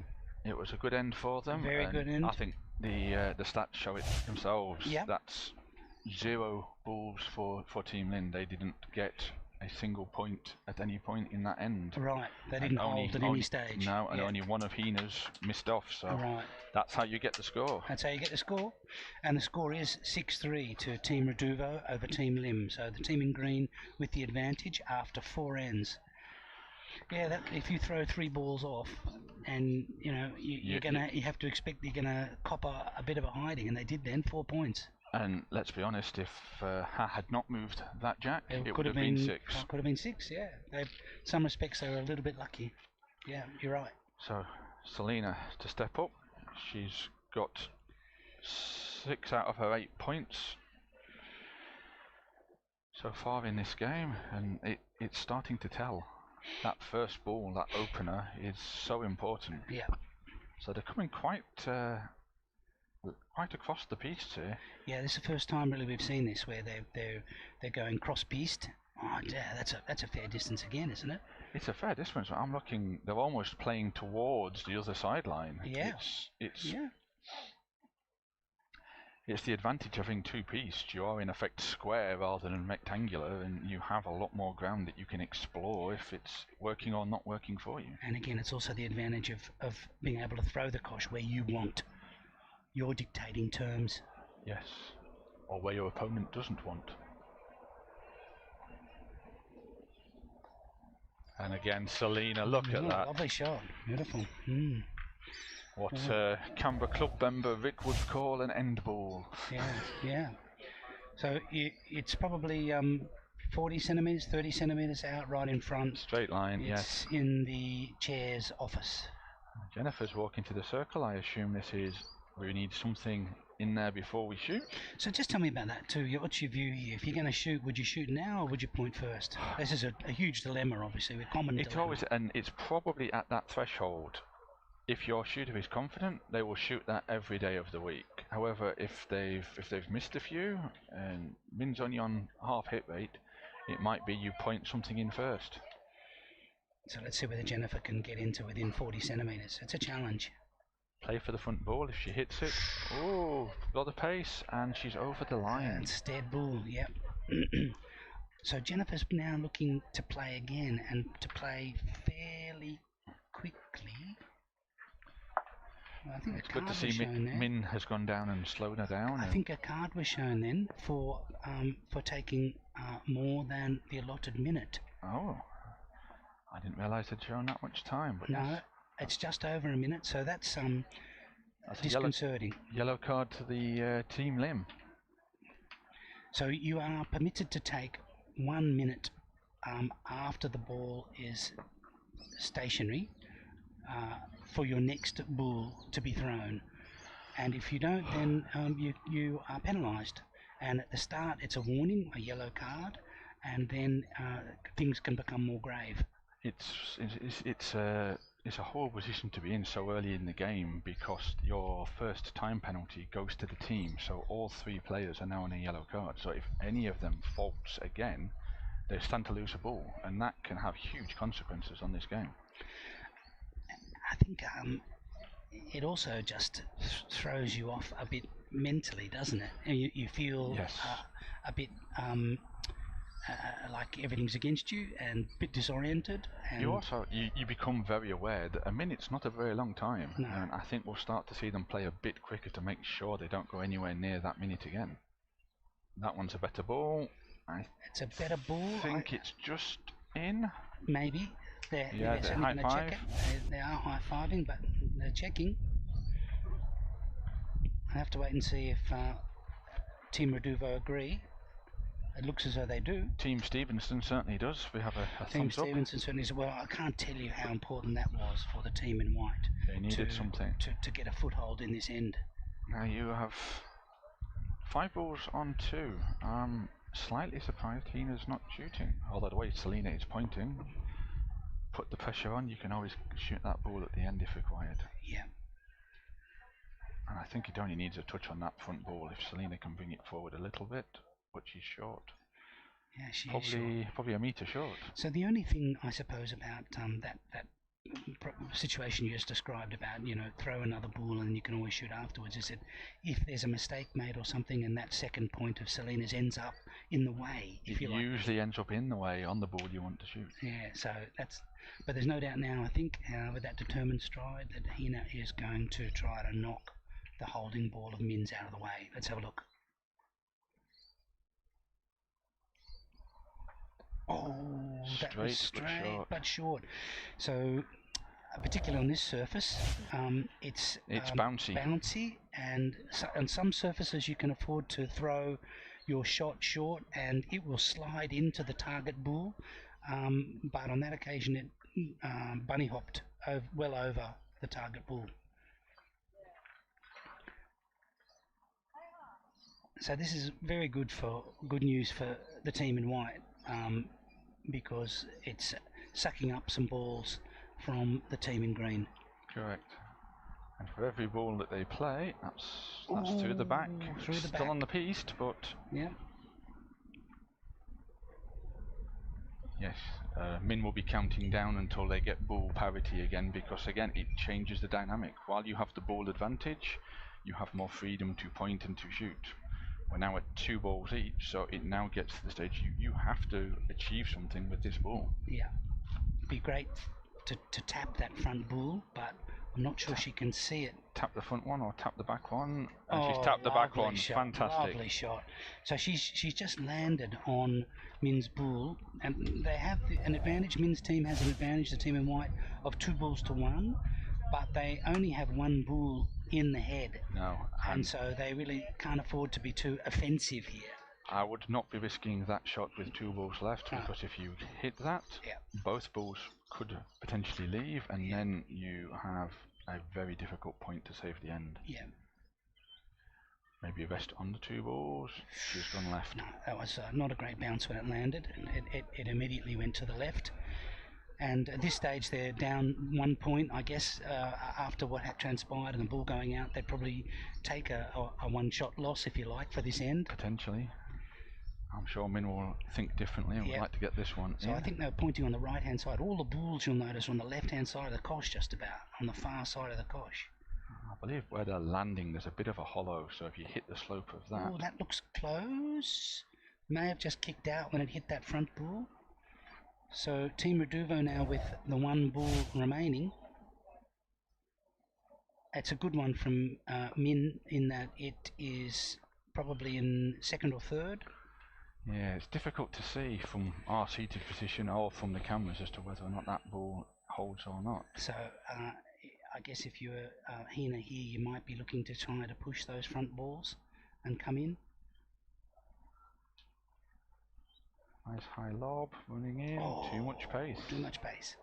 So just the one to Team Reduvo, who has stretched their lead now to 7 points to 3 after the 5th end. It's tense, eh? It is. Nobody's spacing away. It's tense. The sun has come out. I bet it's quite warm out there. We had that rain overnight, which pushed the humidity up for Adelaide, and they're in full sunshine out there. Yep, and you get that radiant heat off the surface, of course, when you play Petanque, and it can be very, very hot. You can see Sakshi there wetting her mouth and her towel to keep her balls dust-free and her hands clean. I'm going to say one problem with the humidity is you start to get tackiness in your hand with the sweat, and the ball doesn't release as cleanly as you like. So you'll see some players will add water to a cloth, other players will use the dust off the piece just to try and get that clean release shot after shot.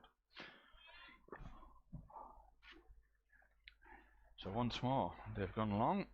That's based on Hina's strides anyway. That was the full 10. That was close, yes, and we're probably 30 centimetres from the line, which is now behind the play. So bull devant. Yeah. So let's let Selena play her first ball here, but then we might just make a comment about that cosh throw selection.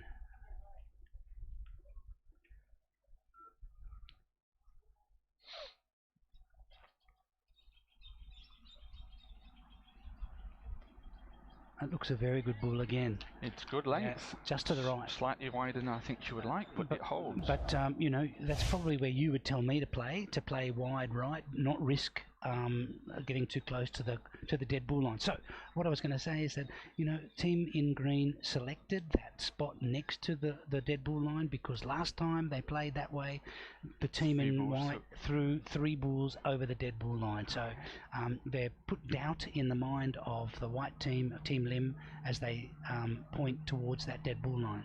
I mean, you've got to remember that the 3 girls in green, they weren't given those shirts, they earned those. They have all represented Australia, they are all very experienced players, and sometimes that can be a difference for playing these shots with the additional challenge of putting a line in the way. So Jennifer, in response to me suggesting that the Team Lim might be slightly concerned about the dead bull line, has played an absolutely beautiful shot, about 30 centimetres short of the cosh. She couldn't have placed that any better. That's a lovely point, and brings Hina now to the ring. And of course, it's one thing to throw the cosh long, but then it makes the job for your shooter harder. She's got to carry this the full 10 metres. Oh, she was actually long. She was, but that would look very close from here. It looked like a couple of bulls over the top, perhaps.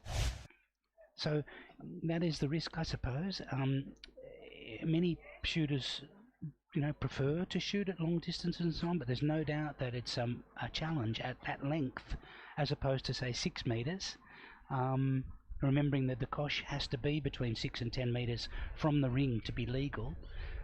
So now that means, after that good point from Jennifer, that Selena's only got 30 centimetres to win the point back. I can see Mr. Muscles, Shane Howarth, is watching this online from his Petanque retirement up in Queensland. And yes, we are playing on the piece to either side of the cameras as if you are looking at them. So the camera is on the centre line. So you're playing one piece to either side. That was a lovely point there too from Selena. Great length. It's just a little short, and it sort of fell away to the left. So no need to be too concerned yet for Team Reduvo. But they have played 3 balls. They've played 3 balls. They've had 1 shot from Hina, which is now dead, and then the 2 points from Selena. So Ha begins, and she'll be wanting to be in front of the cosh here. She'll certainly want to be in the game. And that's a beauty. It is a nice defensive ball. Yeah, it's a good defensive ball. So you're looking at 5 bulls left for Team Lim, and just the 2 now. So 1 in the hand of Ha and 1 in the hand of Hina for Team Green. And they're going to want to start to really build some defensive positions here. Yes, at the minute they're 7-3 up. They will want to keep as much of that lead as they can. What a lovely shot. They're going to lose this end. Yeah. Yeah, if you're going to lose an end, lose 1. And they're doing what they can now to build a protective screen, a wall of their own bulls in front of the cosh to prevent the white team from strolling in.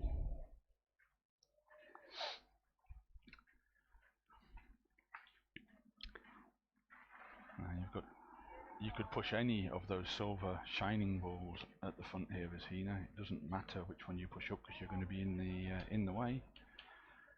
Another good ball. Another good ball, yes. Another good ball. So you can see how.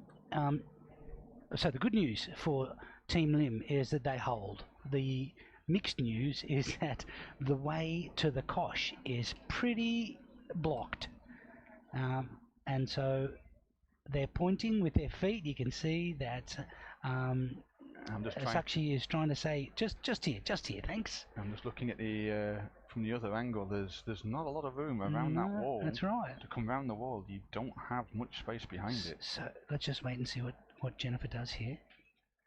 I'll suggest in off one of the other balls. Okay, so what else could you do then here, Graham? Yeah, well, you had 5 balls.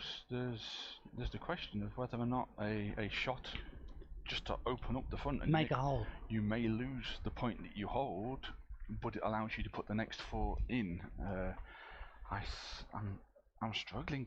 You could possibly go off the black ball that's to the left of the in off jack as a way in. Yep. I mean, it's difficult for right-hander too. It's also difficult. We are looking straight down the piste here, whereas the players are looking across it, and they can see lines that we can't. They can see terrain that we can't. That's true.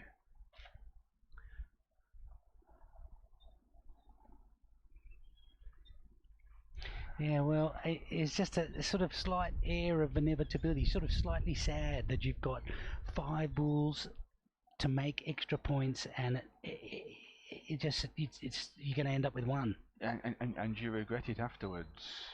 Are you speaking from some kind of personal experience, Graham? From our mixed doubles. I know you were sat here in the commentary box, or I was out there under the floodlights, but looking back at the video afterwards, and there were 2 or 3 ends we had 4 or 5 balls to play and didn't capitalise, and in the end that's what cost us the game. It wasn't the good shots that win you the game, it's the points you don't pick up that you rue afterwards. That's a really interesting point. So last bull of the end now in Min's hands. The first one, I guess she's keen to try to get to the cosh and not be short, but she threw it out of bounds, so it doesn't count. You have to get there to score. Yeah, you've got to get there, but you don't want to push one of the opponent's balls forward. No. That would be the worst thing. So yes, that's not in either. No. So that, I mean, they get the point, but I wonder if the thought is there of what else what could have been done. So the score then is team in white, Team Lim get 1 back and are trailing 4 points to 7 against the team in green, Team Reduvo. And you know, I guess if I was Team Reduvo, on the other hand, I would be saying what really, really good defence that was. It was a superb defence, and they will be pleased that, I mean, while they've given up the jack, the fact that they have only lost 1 point and they retain a 3-point lead. Yeah, you've got to lose, lose 1. So we've just passed the 52-minute mark.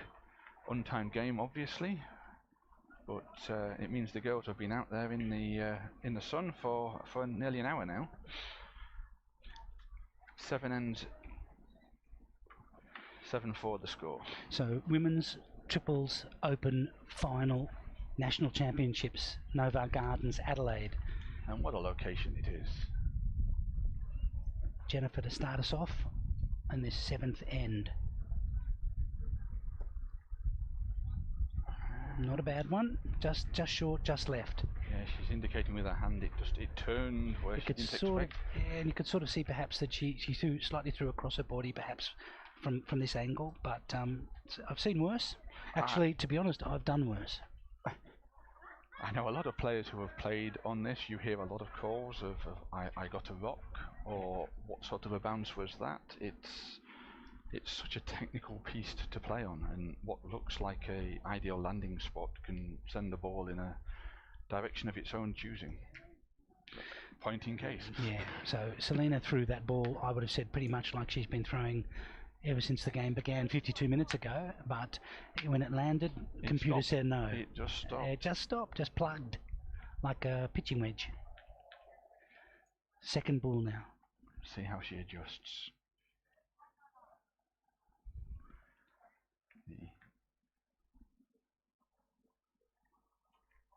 And yes, she lifted that one higher. She tried a different shot. I think it's run through. Yeah, I think it's run through as well. You don't do the cardinal sin of Petanque and throw the same ball twice and end up with 2 balls that aren't in play, but in the same location. Same location, yeah.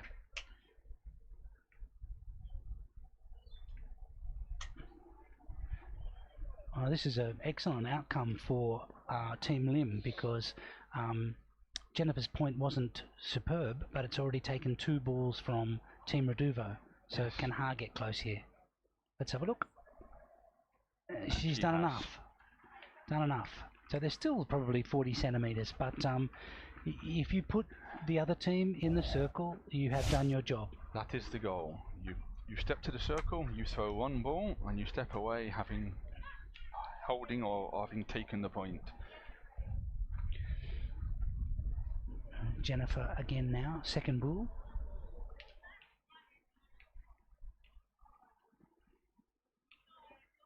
Well, I had a great view of that, and her fingers were much straighter, her wrist followed through, and her fingers were pointing at the target, which is the classic Petanque pointing position. High five from both her partners, and I think they'll be pleased with that as a point. It was a lovely shot. And the ball is sitting in the shadow of our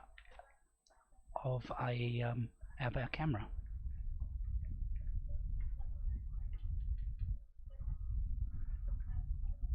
Oh, Oh, that's a That beauty though. superb What a shot. response. Lovely ball. What a response. I'm sure Tim will be showing that one again. Yeah, that's a beautiful play. Absolutely. You know, might even go as far as to say that they needed that just to have another ball close. But They did, because they're behind on the ball count, which is so why. this is important now for Min to hit this, I think.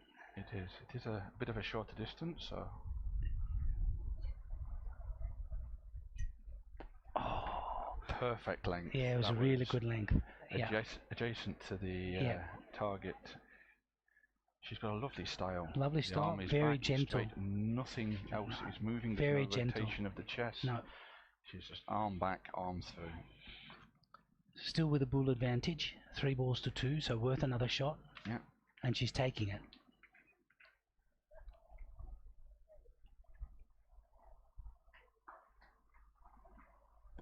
And she's the other side Other this time. side. So that's I'd be interested to know. Do you have any statistics about Min's shooting so far? How's she been going? I guess at this stage I would have said that shooting hasn't been a big factor yet in this final. But No, Min had 2 then and missed. So neither team is shooting particularly well. right.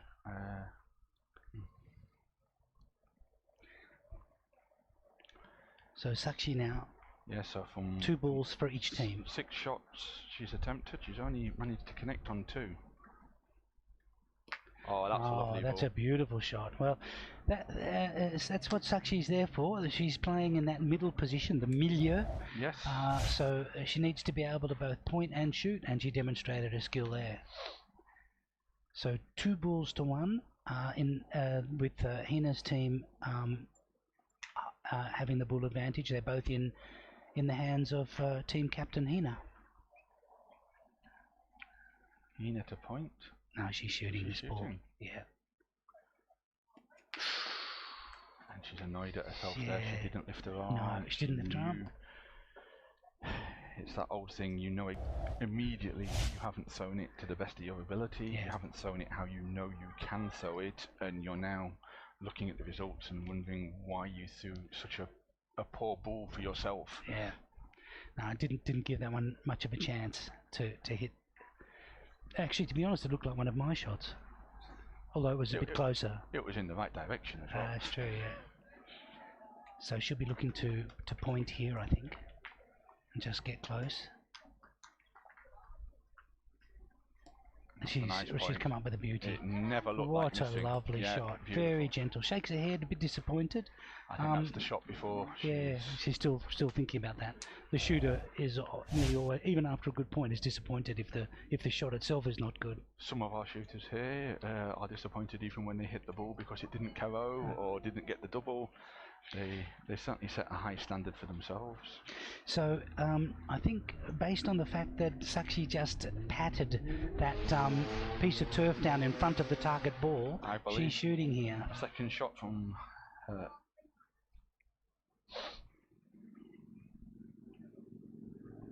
Last ball of the end. Oh, she's got it. And she stayed. I think that could be 2. Yes, well deserved high five that one. That could be 2. I'm just going to check. Yep, it is 2 points. It is indeed points. Brings us back to 6-7, back to a 1-point game. Well, that was terrific, and suddenly things look a bit better for Team Blim. They were. I think there was a bit of momentum shift there, and that the game is tight again. Which is great for us as spectators. Amazing how often that happens. Petanque, it doesn't necessarily have to be a big end, but you'll find that a team gets a run, and you have to break that run if you want to get back on the score. And as soon as you do, you start your own, and you can start to get ends together. Yeah.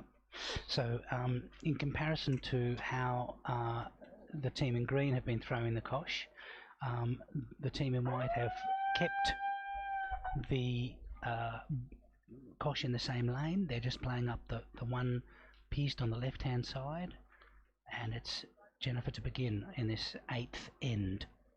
So the siren you just heard has nothing to do with this game. There are still semi-finals playing for the men's and the over 60s, so they are still timed. The siren was to indicate to them at last game, And these girls will carry on until one team or the other gets to 13 points. Not a bad start there from Jennifer. The ball is right on the line, but it's well short of the cosh. So Selena's got plenty of room to work with if she gets around that front ball. I can tell you as a pointer, the last thing you want to do now is end up nestled behind that ball, that front ball. You want to get past it. And she's played down the left. Oh, beautiful point. Beautiful. Round the ball. Gee whiz, that was yeah, dark side of the moon. Artemis 2. Just went round that on the left hand side and ended up on the right hand side of the cosh. Trick shot. Minnie's walking back here, so I presume a may well shot be is shooting. forthcoming. Yeah. And she'll be hoping to hit this one. She had a couple of misses on the last end. She'll want to make amends to that.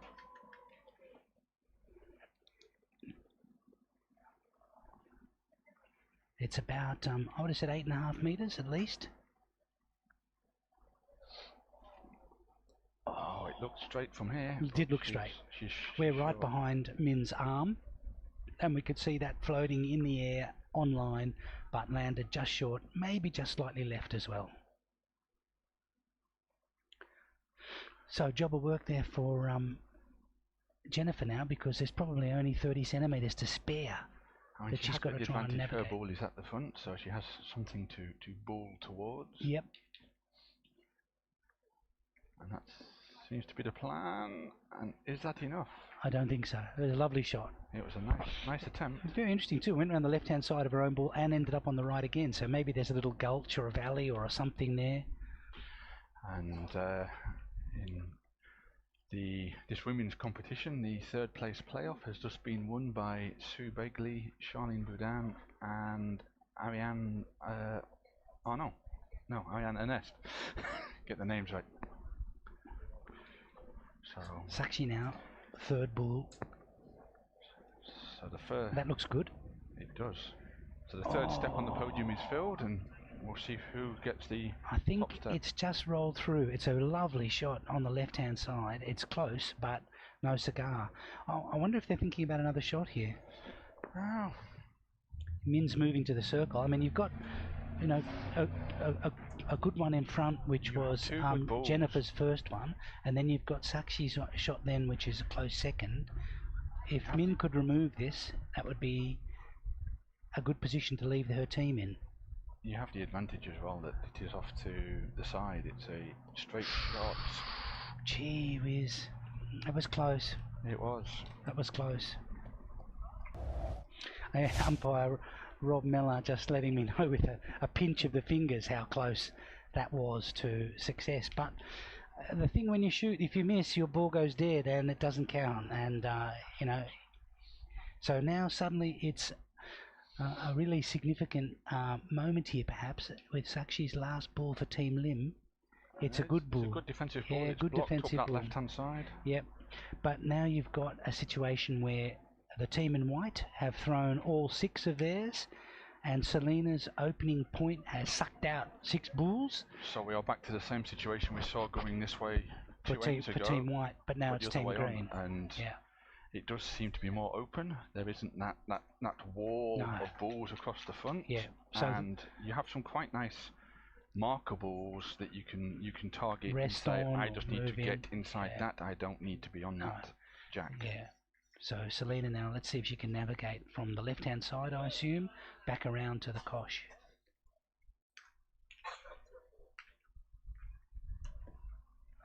That looks beautiful. Super. What a lovely shot. What a great ball. What a lovely shot. And again, it was just as I suggested, left-hand side, and it bounced very amenably, and was able to then proceed without, you know, getting too many rocks or bad bounces, moving straight towards the gosh. There's another time penalty. That's a time penalty so that's both teams now riding on a yellow card. So Ha now, first ball for Ha in this end, and that looks beautiful. That's a superb ball as well. Superb one. So this is a real danger now for team in white. Team Reduvo had a lead of just 1. They are definitely holding 3 here. I say more importantly, there's 3 balls to come. They hold 3 on the ground, and they only need 6 to get the 13. So if they were to make them all, it would be game. Can they make them all? Oh no! Oh, doubly bad. Not only did her ball spring out, but she has pushed the Team Lim ball in. I don't know how many it has cut. It might be holding. It is. It's holding. It's holding. Whoa, that's colossal. It does make Hina's decision very easy. Yeah. So what a colossal turnaround from a position where they looked like they might win. That bad bounce kicked Ha's ball out and caused this accident. Commentator's curse, perhaps. Maybe.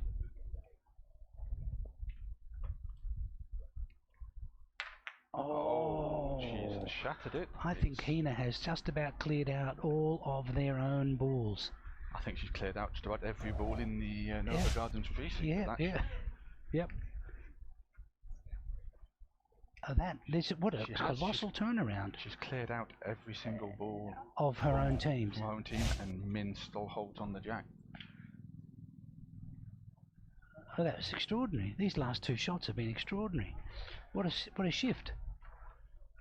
So Hina's really, it's a mental game. Got to hold on here and just gather yourself. It's damage limitation now. Yeah, gather yourself. Just a good solid point. See if you can get on the cosh. And she's left. No, she's not got that one in. Nope. Well, that's an extraordinary turnaround. Fantastic. I think it's just one. Team Min to, because yes, they were staring down the barrel. They're just checking if there's any more, but I think it could just. They're not sure. Well, they're entitled to measure. They can call Mr. Mellor in, and he can run across with his magic carpet and his tape measure if required. They're measuring to see if it's a second point for Team Lim. But look, what an extraordinary turnaround that was. In those 2 balls, it went from a position where it looked potentially like Team Reduvo might actually win. They were holding 3, and suddenly it's essentially a 4-point turnaround. It is, and it shows how shooting can be a game of millimeters, because she wasn't that far off getting the ball she wanted to collect.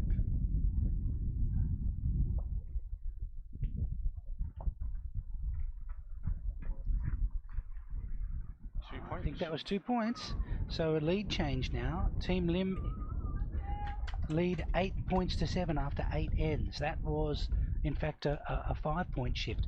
And I know that there was the issue with Hina shooting mistakenly, but and hitting the wrong ball. But the real issue was the bad bounce on Ha's point, which kicked her ball. Kick that ball in. Kicked the ball of Team Lim in, and that's really what caused the problem. And it's good to see the camera crew are watching this. I have messages from Mr. Lovell. Lovely.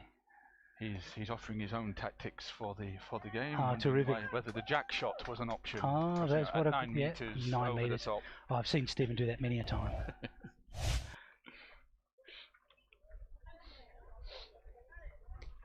And quite a good start there too from Jennifer. So she's probably 40 centimeters just past the cosh. So a bit long.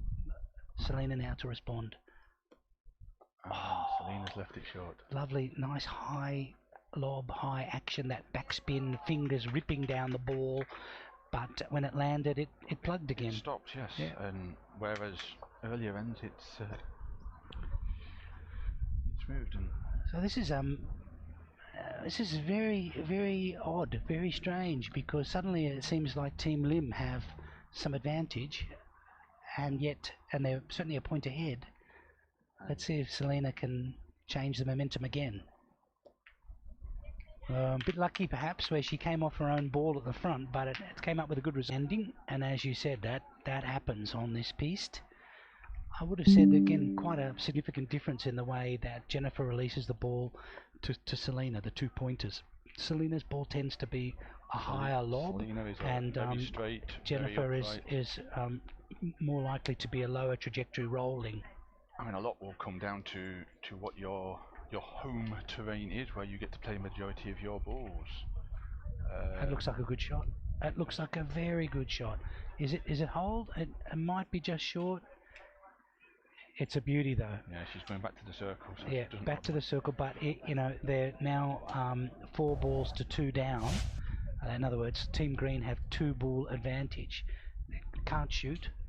Need to point again, but again, it gives her something of a target ball. She can rest on that, push it forward.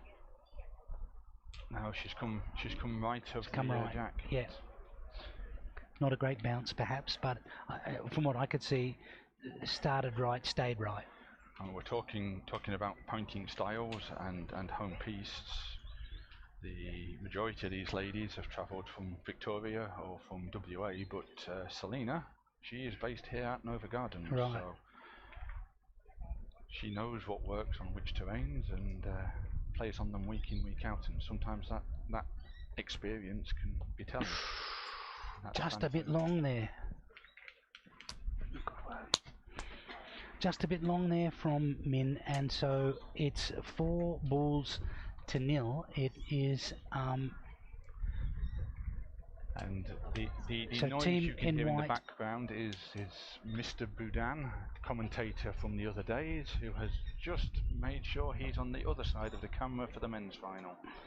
So team in white without bulls. There are 4 bulls here for the team in green. Can they make them count?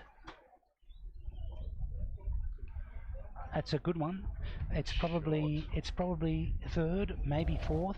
So that ball in front, from where I'm sitting, it's probably sitting at about 11 o'clock from the kosh. It is pushable. It is Sakshi's ball, and it's in second. And I think Hina's looking to dislodge it now, because it would be worth 2. It's interesting that Hina is shooting earlier in this end than the last end. Yeah. I wonder if that's the last shot is on her mind. Leave some balls to try and... She's just pushed Ha's ball, but has she pushed it? She's pushed it out, not Pushed in. it out, not in. I don't think it's made much difference. It's probably second or third. Still there. Yeah. So they're looking again at Sakshi's ball to try to extricate it, so that would certainly be worth 2 to the green team if it goes. It would. Patting down the earth in front of the target ball. Filling the hole. You cannot pat down the earth. You can fill a hole if it's in front of the target ball.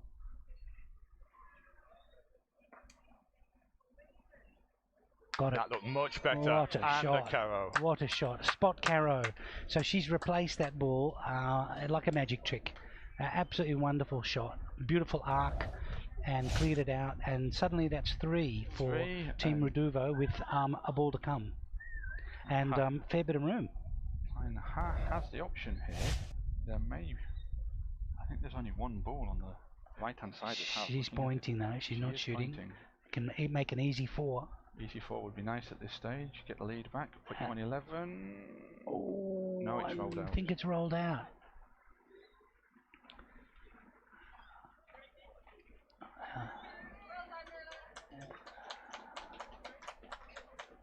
That's 3. 10 plays 8. So another lead change. Another lead change, and more importantly for Hina and the Australian shirts, I always felt 10 is striking distance. 10 is striking distance, yeah. Yeah, you can finish from 8, but you're hoping for a lot to go your way. So that's the 9th end, and there have been 5 changes of lead in this game already. So umpire Rob is stepping forward and just reminding the players they can only move the circle if they do not have 10.5 meters to play into. Because we have a double piste, they can play 12, 13 meters over to the right. So I'm sure that was their final warning. They will not be allowed to move the circle again when they have the distance to play in. And of course both teams are on a yellow card.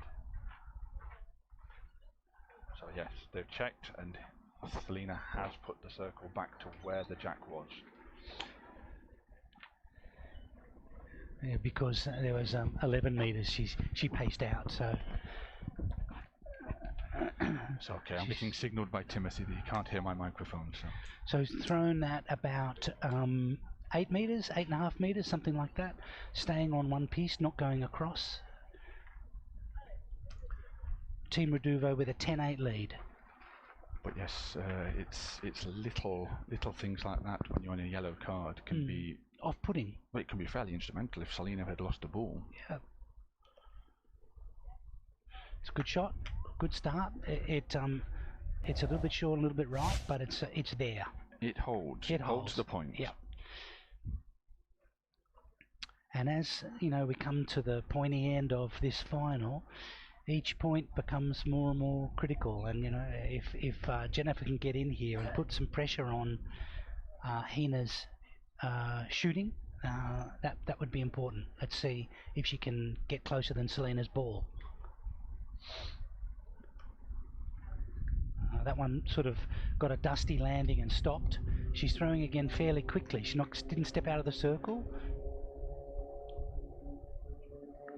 Much more loft about that ball. Oh, super ball. And she's put it right on the cosh, basically, just behind.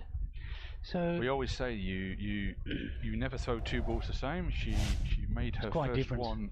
Yeah, the first one didn't work. Her second ball was a completely different shot. Ball, yeah. More height, more strength, a different line, and look at the result. She's interesting. Hina not shooting. Interesting. The ball advantage and 10-8 up. 10-8 up. Leaving it there. They obviously don't feel Selena's ball is a winning ball. That's just passed the other way. Just passed, yeah. So she has it bracketed. Yeah, she's got it bracketed, that's right. Yeah, there's always a danger if you say, oh, just put another one closer, that it might, as we said before, might get in the way. But Hina's still got a clear shot here. You've also got the thing that as a shooter, we all love to KO. But if you don't, your ball is lost. If your ball, even if you hit, are the balls remaining on the piece good enough to limit? Hina just being put off there by applause from the conclusion of a final on one of the adjacent lanes. She gets back in the ring now and focuses back on the target ball. It's shiny, it's silver, it needs to go. Nicely reset, fantastic Terrific shot. Play, really good play, under pressure, and again with distractions around. I'm going to say, it's always, every shooter will have a routine. I know people have mentioned Bronson Romani with his shoulder roll and his step in, step out. Yeah. Hina had set herself up, she was ready to go, and she had to stop and reset. So to hit that shot, it takes a bit more willpower and momentum. Just tell me how long we've been playing. We are 78 minutes. Oh, so you know, it's 79. Getting towards, you know, not far short of an hour and a half. That looks good from Min. Beautiful, well played. So interesting. Interesting that Min pointed. Min pointed. So I think that they may well have swapped. Remember that Sakshi was successful in a shot a couple of ends ago, and Min has had difficulty hitting. So it's probably always a good idea to have that team flexibility to be able to swap roles. Yes, it's just one of those questions: are you a pointer or are you a shooter? And the answer should always be: I'm a Petanque player. I can do both, and that flexibility allows you to move. And Hina has another shot. Superb from Hina. So you know they're asking questions, and Hina's coming up with answers. She has. And at 10-8, that's important. So although Hina, when she started off with a couple of shots, she had a bit of a barren space in the middle. But yeah, that's the last three shots she's hit. 3 in a row. Held 3 in a row. So, yeah. and as she starts to build that momentum, she's going to get more confident. And it puts additional pressure if you know that the shooter's likely to move you out again. And is it that maybe Tim can help me here, but is it 2 shots at the moment to the team in green, or are they holding just the one? Hard to tell from here. I would go for 1.5 at least, and that's gone through. She tried jumped, yeah, same sort of shot, but it jumped forward, and now suddenly there's a lot of pressure, I think, on Sakshi to use her 2 bulls wisely and put some defense in there, because remember, Team Reduvo are already on 10. We know they're holding 1. It could be more than 1. Yes, as commentators, let's not curse it again. got a great view here behind Sakshi's right hand. That looks beautiful. That looks superb. What and a she shot! Shot the ball, yes. What a lovely shot. And as we said, ball under pressure there. That needed to be in there. Very interesting too that, regardless of the situation, just about, Sakshi's starting position is as far left as possible in the ring. Yes. Not standing in the middle or anywhere else. She's very comfortable there, right on the left-hand edge. So hat to the circle, and she shot the first end, but she hasn't shot since.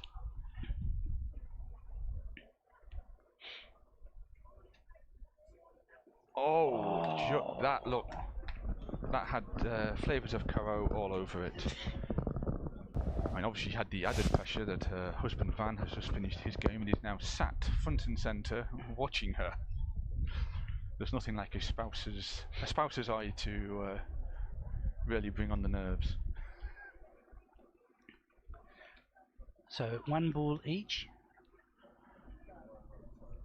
One in the hand of Ha for the team in green, and the other one with Sakshi. And 1 point on the ground for the Sakshi team Lim. and Team White, yes.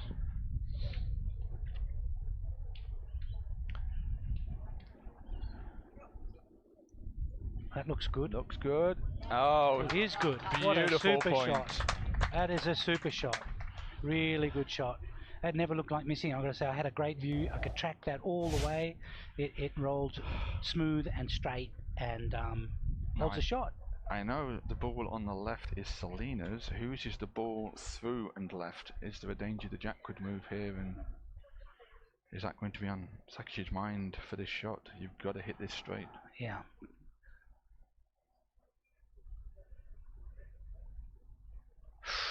She was so close to hitting that kosh. She was just short, I think, of hitting the kosh. So that leaves 1 point to Team Reduvo. And 11 on the ground, 11 on the scoreboard. So the 11th end, 11-8. I'm not calling this. I'm not calling this either, no. There's been so many swings. As I say, 5 changes of lead in what has been a thrilling conclusion to this Women's Open National title. And just to add to the ladies' pressure, all the other games at Nova Gardens have now finished, and everybody is now crowded around this piste, waiting to see who's going to take this final. So the team in green have chosen to throw across piste. This looks like a shorter round than we've been used to. It's probably only 7 or 8 metres, something like that. It's also, looking at the ground, it's just on the back of one of those undulations that we've spoken about. Yeah. And there's quite a bit of gravel sat in front where you'd expect the players to be landing. So. Yeah, agreed. That's right. So maybe some interesting landings. Let's see when the ball lands what impact it has. Absolutely not. What a beautiful shot. What a beautiful shot. Well, there's a reason where you're in the commentary box, Sebastian, and not sat out there throwing balls. And again, a beautiful arc to Selena's lob, and basically it meant that when it landed, it sort of landed soft and rolled very obligingly to the kosh. A lovely soft throw, and her ability to get the ball to run straight. Sakshi to shoot. Sakshi to shoot.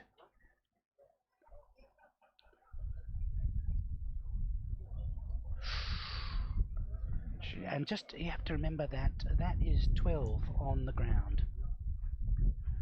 12 on the ground, 5 balls to play. I'm not sure whether it was nerves or something, but Sakshi looked like she almost dropped that one. It didn't come out of her hand properly, and rolled away to the right when she was shooting. I think she would have liked that one again. I think we'd all be like a wild card to be able to retake one ball. Yeah. What do you call it? A joker? I know in golf you have a mulligans. That's a little bit long. Nice straight shot, but too long. So what's the tactics here? Are they looking to say, well, listen, if we can cover up the kosh, they can only get to 12? Is that the tactics? Is that what you would do? Do you go for the defense? I mean, do you go for the defense when you know you're facing Haas, Selena, and Hina, who they can all shoot? They have all won shooting championships in the past. They've all played that role. I wouldn't be relying on a defense staying as a defence. So, I mean, that's a good bull. It's a but nice ball, but it's slightly high. It's Towards the right, sorry. Yeah, it may even be in front, but it's 45 centimeters, something like that. So, you know, it's just tricky to think about the tactics here. Maybe it would have been worth shooting that ball, having another shot at it to clear it out.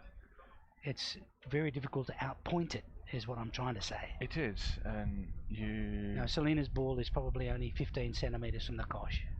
if you can rest on it, it would be perfect. But yeah, on this terrain and the way this is bouncing, it's a difficult thing to do. So we're talking 5 bulls for Team Green against 3 left for the team in white. I mean, 2 left for the team in white. left. 12 on the ground. So one with Min and one with Sakshi. Is the jack the answer? If you can get the jack over the line, kill the end with a bull left, dead end, it may be the only hope you've got to save this end. She's not doing that. She's pointing. This is a point. Trying to get close. And she's got. It was a very good shot. So you know, it's probably she's managed to push the target ball away a little. It still holds. It's a good second. It was. But we're now looking at 5 bulls to 1. It was 90% of the perfect shot. Had it sat on the front, it would have been. So if it had come to rest on that bull, that's exactly, it would have been perfect. That's why I say 90%. The 10% was it ran past. So this is the last bull for Team Lim, and it's 12 on the ground for the team in green, for Team Reduvo. Love this one to be in front and be in the game. It's short. It's not. So here is an opportunity. You've got 5 bulls. There's one bull which was Min's, and you can see already that there's one thought in their mind. Patting down the hole in front of Min's bull. Caro Gagne, or if nothing else, it leaves you 60 centimeters if it goes. Stays, they win, and if she hits it out of the way, then as you say, there's plenty of room. What can she do?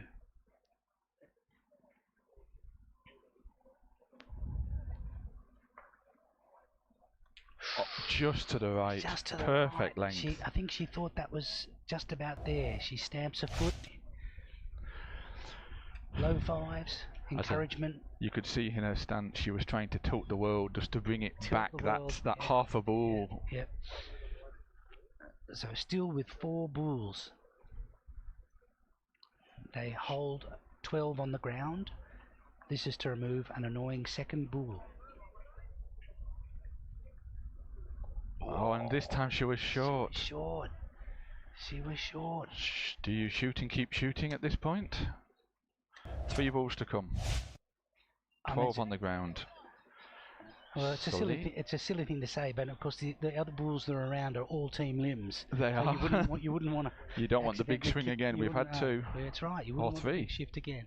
So they're looking now to see if Selena can do a beautiful point onto the kosh to win the title.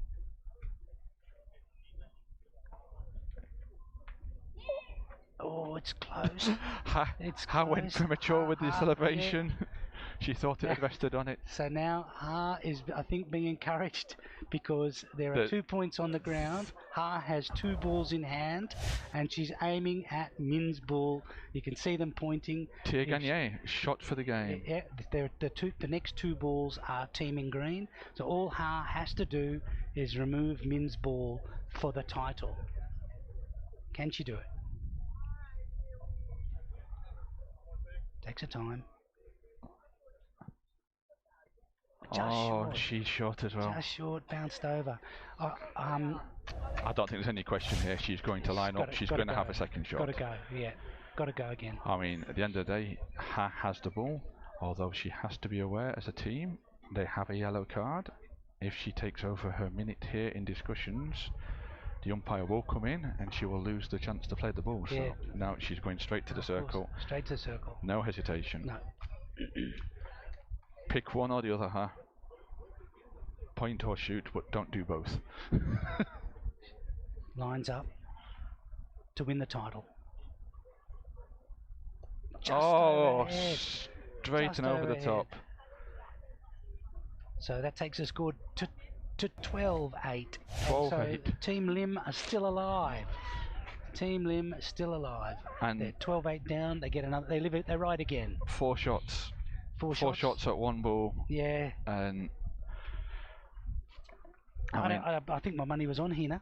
I've got to say, and or Ha. I've seen Ha. She shot twice in a game when I played against her with Van, and both times were spot carrows.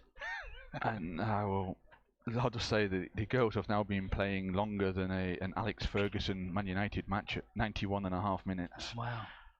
Yeah. So an hour and a half in the sun, under pressure. They need one more. The majority of the Australian Petanque community watching on now. Yep. Including course, the live stream. Yep. Which all the people watching online. Whoa! So unfortunately, Selena has thrown the cosh over the dead bull line, and so the team in white get a chance to. This could be telling. I would. The usual tactic at this stage is you put it somewhere next to a sideline to kill the end if required. However, the last twice it's been over by a line, Team Min have struggled and thrown balls dead. Agreed. So. That was funny. I think Min was sort of half starting to walk towards the left-hand side of the piece and then did a parabola and came back into the middle of the second piece tier. They're obviously going to win this. They want to win it on their technique and not save the end. They're going for the 5. About, I think, a closer end to probably 7.5 meters. It is shorter, like yes. And Selena to begin. A good first one here would put a lot of pressure on. And that is a good ball. That's a very good ball, yeah. So it's about probably 50-60 centimetres out, but right It is probably slightly shorter than she'd like, but eminently pushable. We've all been there. Yeah. Jennifer's walking to the circle here, and that black ball will look the size of a beach ball to get past. Yep. She doesn't have to. She just has to get past it. Doesn't have to be perfect. She's just got to get past it. That looked left from the start. It did, and too hard as well. Too hard, yeah. Threw across her body, and the ball has gone left. So even though Selena's, probably 60 centimetres short, well, maybe she does hold. That's it. They're going for a tape measure.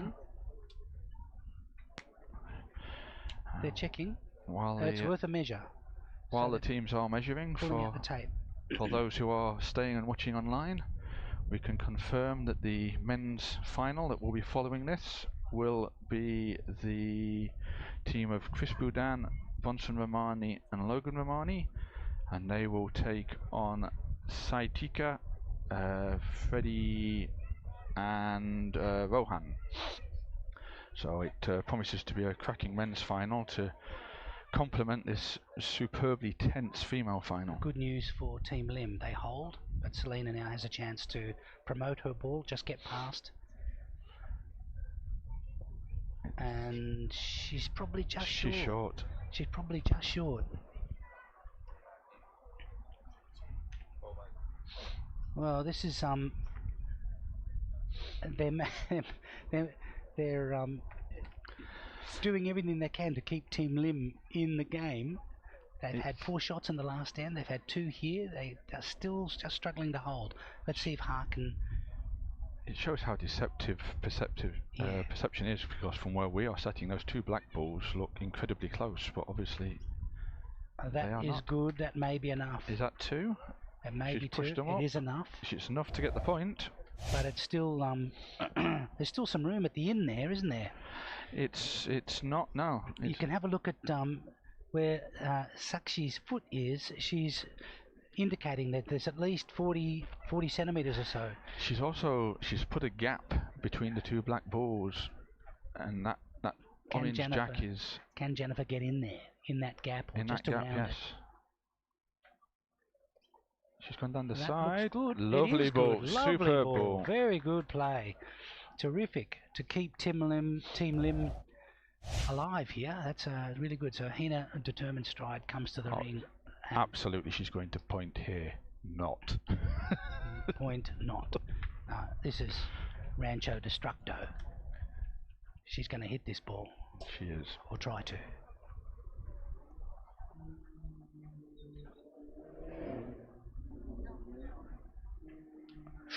She hit it, but she was short. Shike. She just nicked it, and in fact has propelled the ball 30 centimeters forward onto the kosh. So don't tell me this final has more twists and turns. It's 12-8. They're on the precipice of victory. They just need something straight, something good. Making this quite difficult. They are, and those two balls of Selena's, while superb balls in front, are now an obstacle to her own team. They're in the way.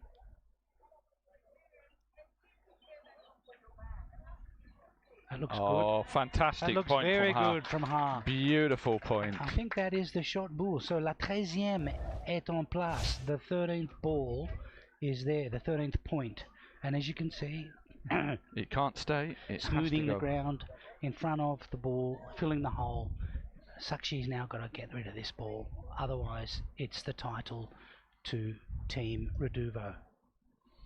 There's another 4 balls to come yet, Sebastian. It's not over. Nope. Oh. Again, Shike, and I think she's probably just moved it slightly closer. 3 balls to 1. So Team Lim do have the ball advantage, but pressure on now to hit this ball. I don't think she could have missed Couldn't that by any less. Couldn't have missed it by any less, yeah. Caro here would be great for 2, but I think she'd be happy just to remove this ball. And she has. Yes, great Superb shot. Good recovery. Terrific recovery, yeah. You can be the best shooter in the world, but that first miss always plays on your mind of how you improve the second. And I have to say that it was a really good decision by Team Lim to swap shooters. They have. Min wasn't having as much success as she would have liked, and in a clutch position like that, Sakshi comes up with the goods. Terrific play. So last ball for the team in green. Let's see what Hina does here. It's only 1 point on the ground. She points. She's pointing. She's got it. Superb. She's got it. She's got it. She's landed on the ball that was holding from Team Lim. That was Jennifer's ball. And now Hina is covering it, and is the shot ball. It's not possible to shoot it really because it's attached to Jennifer's ball. It's not sitting separate. Just looking at the other screen to see who holds third. I believe it's still Team Hina. Min now needs to. She has to get the point get in. Close to the kosh. Can she do it? That one's bounced to the right. Right. It's bounced away, and now the last ball is. It has to be in. It has to be in. One way or another, Min has to hold the point. They've got their arms around each other. I don't think they can barely stand to watch. Min's last ball, she's probably got 30 centimeters. Can she continue the game, or will this be the title to Team Reduvo?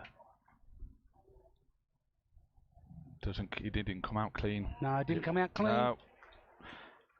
They're just going to check.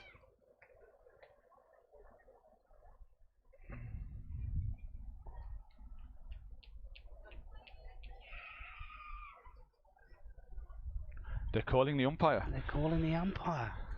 Wow. Oh, we talk about pressure shots. Wow, How about pressure measure? Pressure measure, yeah.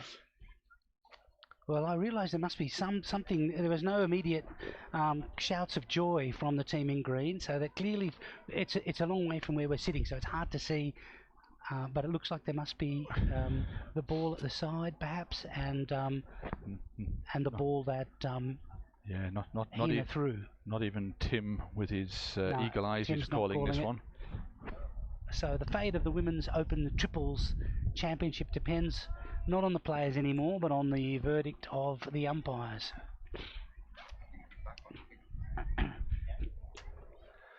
So they're measuring the ball in front. Sorry, they're measuring the ball at the back, which Hina threw, and they're measuring the ball that's wide right of Min's. You can see Rob being careful. He's marking everything. Yeah, you'd need to be so careful here. You would not want to see anything move. The umpires have all sorts of ways of trying to make sure that they don't shift any balls, because of course they want the balls to be in their original position. They can't afford to move them themselves. Well, what drama to decide the title of Women's Open Triples Champion for the Australian Pétanque Championship here at NOVAR Gardens in Adelaide. Let's see if they can decide, or how close it is. I think they think they've won. I think they think they've won. And they mark. And it has indeed been determined. Well, what a dramatic finale to the Women's Open Triples. And fascinating. 13-8 to Hina, Selena, and Ha. Thanks very much to my co-commentator, Graham Smith. And we're looking forward to bringing you the final of the men's, which will commence shortly, and we hope that you can join us again here for live coverage streaming of that men's final. Any last comments about the game, Graham? No.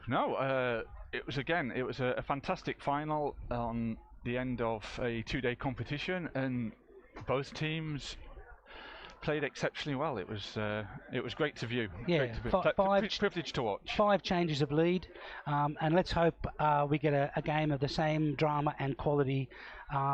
And just to remind you that the game will be between Rohan Matabadul, Sachin Tika, and Desir Venkatasamy versus the team of Logan Romani, Bronson Romani, and Chris Boudin. So we look forward to seeing you soon for that live stream. All the best.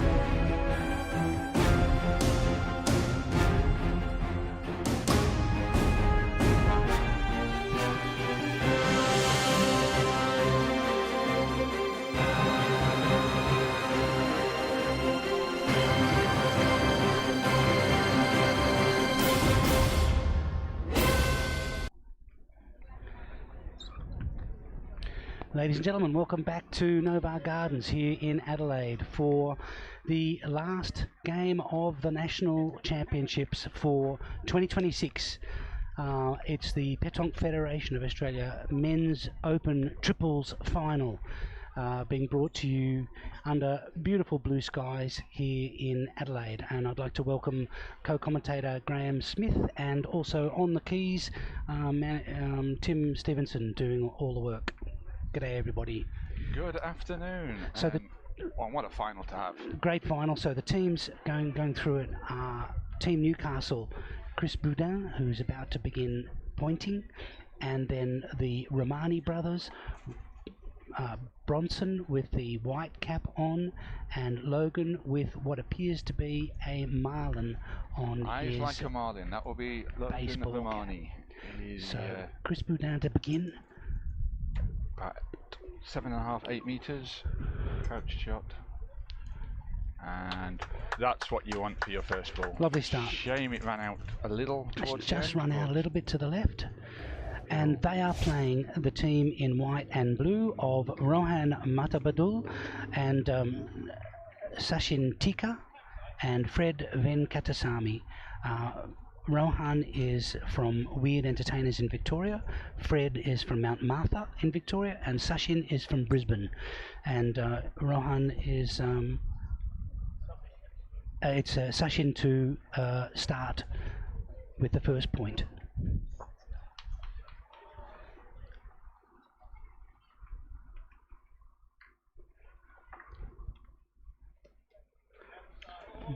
Beautiful point. I think it's probably fair to say that Sai Tika Sachin has been probably the leading Australian player, one of the leading Australian players over the last few years at this level. Certainly. I mean, he's been in, was it 4? This was his 4th final in 5 years in the singles. So Logan now to shoot. And it just left. Just left.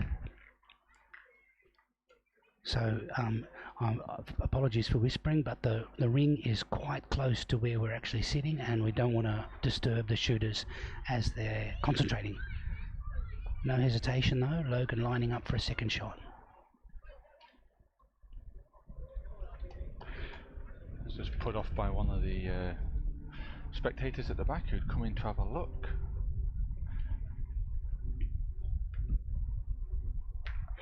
That was a lovely line. I could see that from right behind Logan's right arm, and it didn't look like missing. Yeah, it's it's a little bit like cricket. You've got a side screen in cricket, and you need to be able to prevent distractions from being in your eye line and when you're shooting, and people wandering around the back is not ideal. No, but by the same thing, you're focused on a ball, and most of the distractions they won't even notice.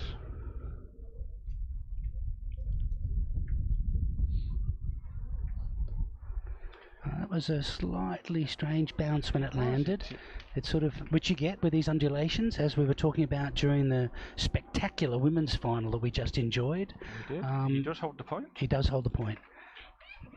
It may have been that it was slightly too much loft and it just took a bad bounce, landed on a stone. But have a look how many stones there are on here. It's a gravelly, difficult technical piece. Do you use that term to manage? You need to be able to throw a soft ball, and you need to be able to land in the spot that you have chosen. If you're left or right or short or long, you can get a kick. So Chris Boudin, see if he can get inside Saitika's ball. It looks just short. It's a nice ball in that it's in front, but it just ran out of legs.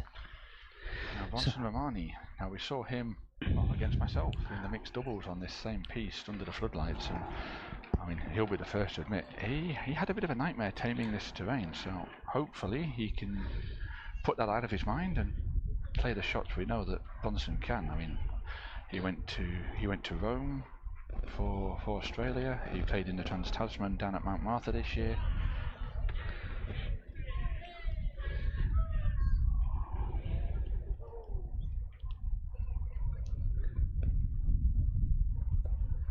Beautiful shot. Lovely shot, yes. Beautiful shot. Again, we remarked during that final about his very deliberate style. He's playing as the milieu, needs to be able to point and shoot, and he's so proficient at both. And his style is very similar, rolls the shoulders, relaxes. So Fred Venkatasamy now will be shooting.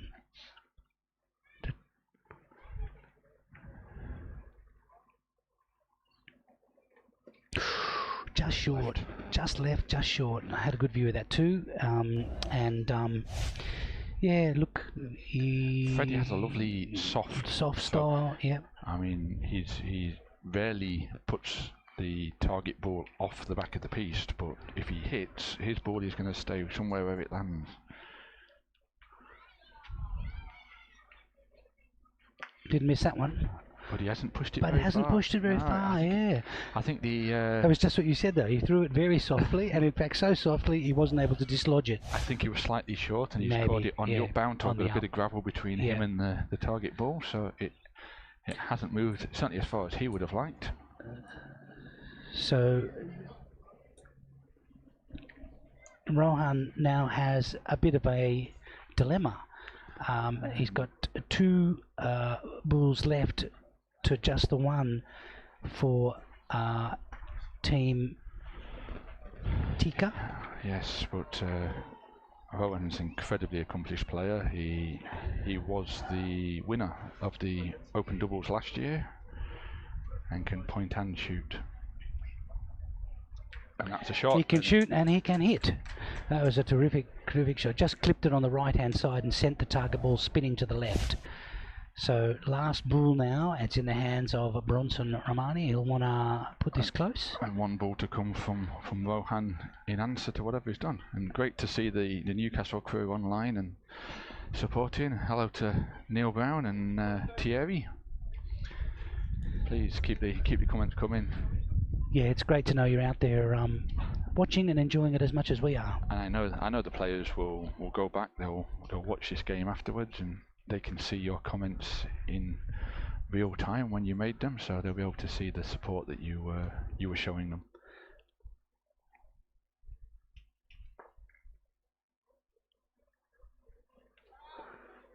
Looks perhaps just a touch short. It's in front, but it's short. It's a good ball, but it won't be the one he was hoping for. No, it's well short of the cosh. Also, just a quick shout out to everybody in Canberra, Capital Pétanque Club, people listening in and watching on the feed and celebrating the great win by Rob and Gary and Alan, and congratulations to them. We're very proud of them and everybody who has come to Adelaide and has been competing at the highest level over the last 5 days. I don't know about you, Graham, but I'm exhausted. I'm hoping to make my plane tomorrow and not be asleep in the airport before we get there. It's been a long weekend. It's been a marathon. So 5 days. The boys in white have measured and I think identified that there's an opportunity to shoot a bull of Team Newcastle, potentially to make more than 1 point. So let's have a look and see. That's the ball on the left. I think The shiny ball on the left. Part of the decision here is a point has to go through those two balls of Bronson's, and you bring one forward, you lose the thing. So He got it. shot. Got it. Good shot behind. So let's see how many that yields. They're just going to count. That's one for sure. They're not sure about the second.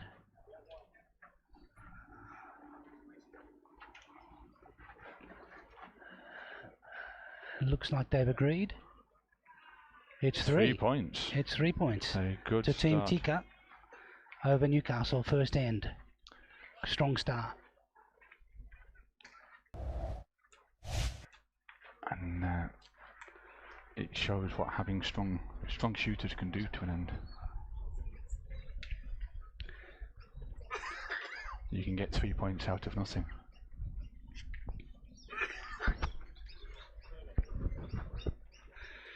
Good start. So the players are now playing towards us.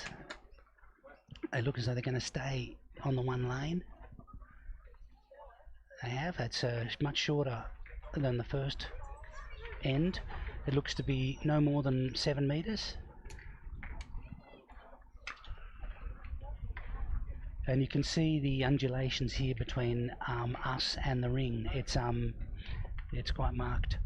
I would love to have a camera at ground level just to try and give for our viewers just how much fall and rise there is in the 7 meters that the ball now has to travel. Yeah.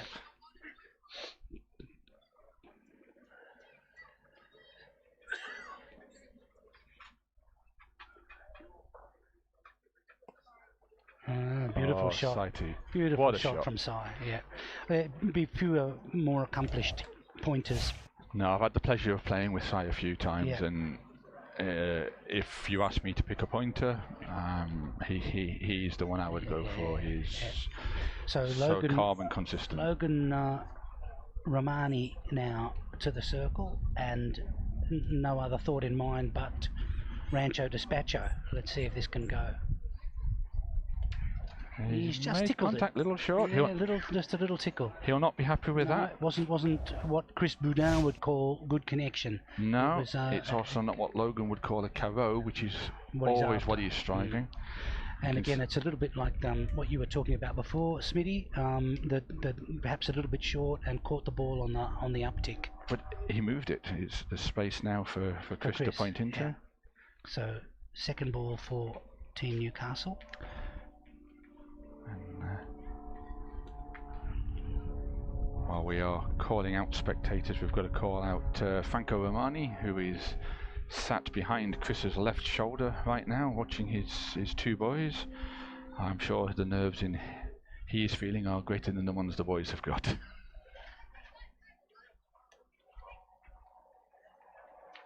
I think that's just a little short. Chris is a bit frustrated there, he maybe played a bit quickly. Normally, I was surprised he didn't get out the circle between those shots. Yeah. Yes, and I know Chris. He will be fuming a bit at himself for having an open front like that and not getting at least one of those two balls in. I mean, and both short and left.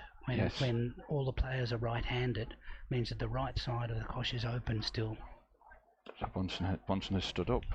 On him hitting that ball, I can't see him hitting it and putting something that you could defend against Sai putting just another ball straight back in. Yep.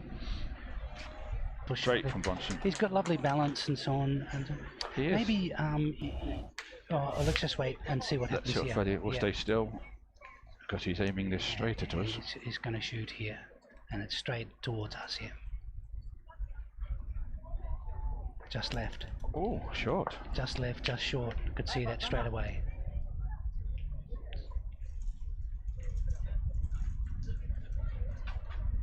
Looks good. Yeah, better shot. I was able to call that in flight because I could see that, and I guess my only real concern was that the kosh was going to fly out and hit me in the left eye socket. But I believe that's good luck in some cultures to. So last ball now for Team Newcastle, and Logan's going to want to be on the kosh. Logan in the unusual position of having to point. Yeah. I mean, and remembering that Team Tika already hold a 3-shot lead, they hold 3 balls to this last ball for Team Newcastle, so bit of danger here. oh, that wasn't a pleasant bounce. No, we heard that. We heard that. It snapped and crackled and popped.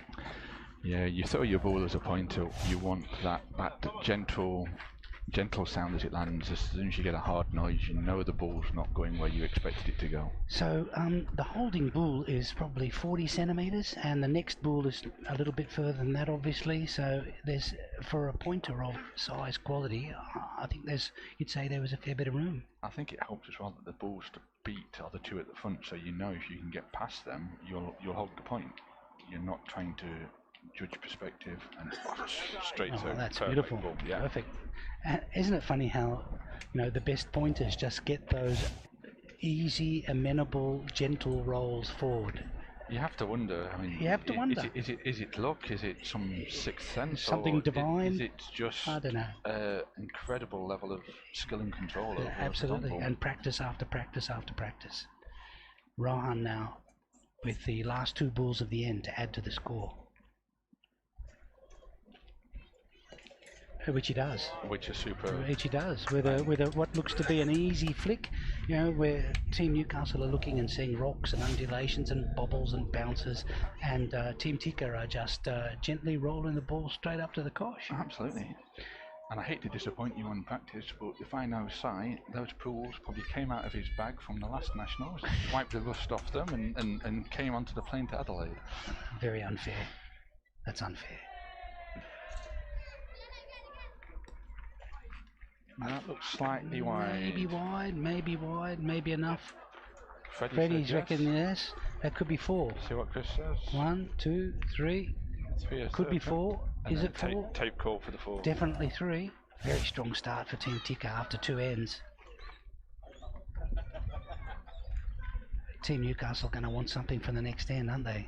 Before this final slips away. Yes. Certainly if it's 4-7-0, it starts. It's a big lead. It's more than an end. Yeah, it's more than an end, that's right. It's 3. 3 points. It's 3 points.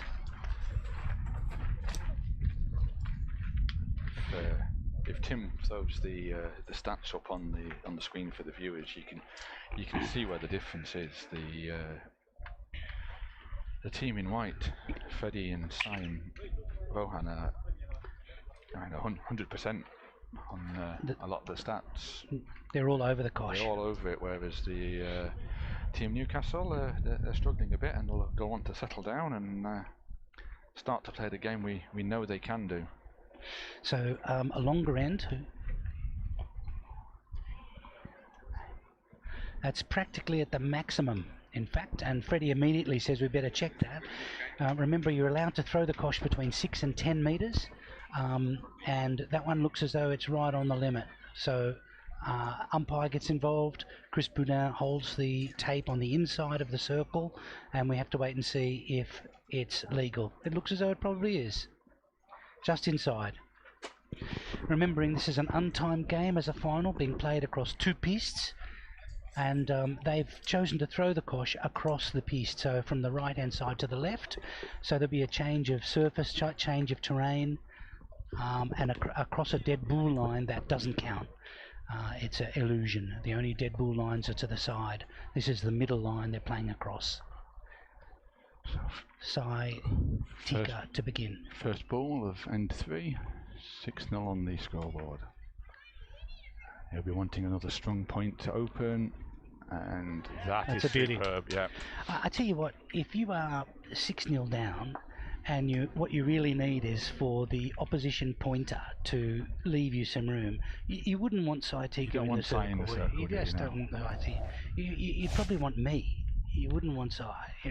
On the other hand, if I had to have somebody get us back in this game with a shot at 9 metres, it would be Logan Romana. It's just under 10 metres.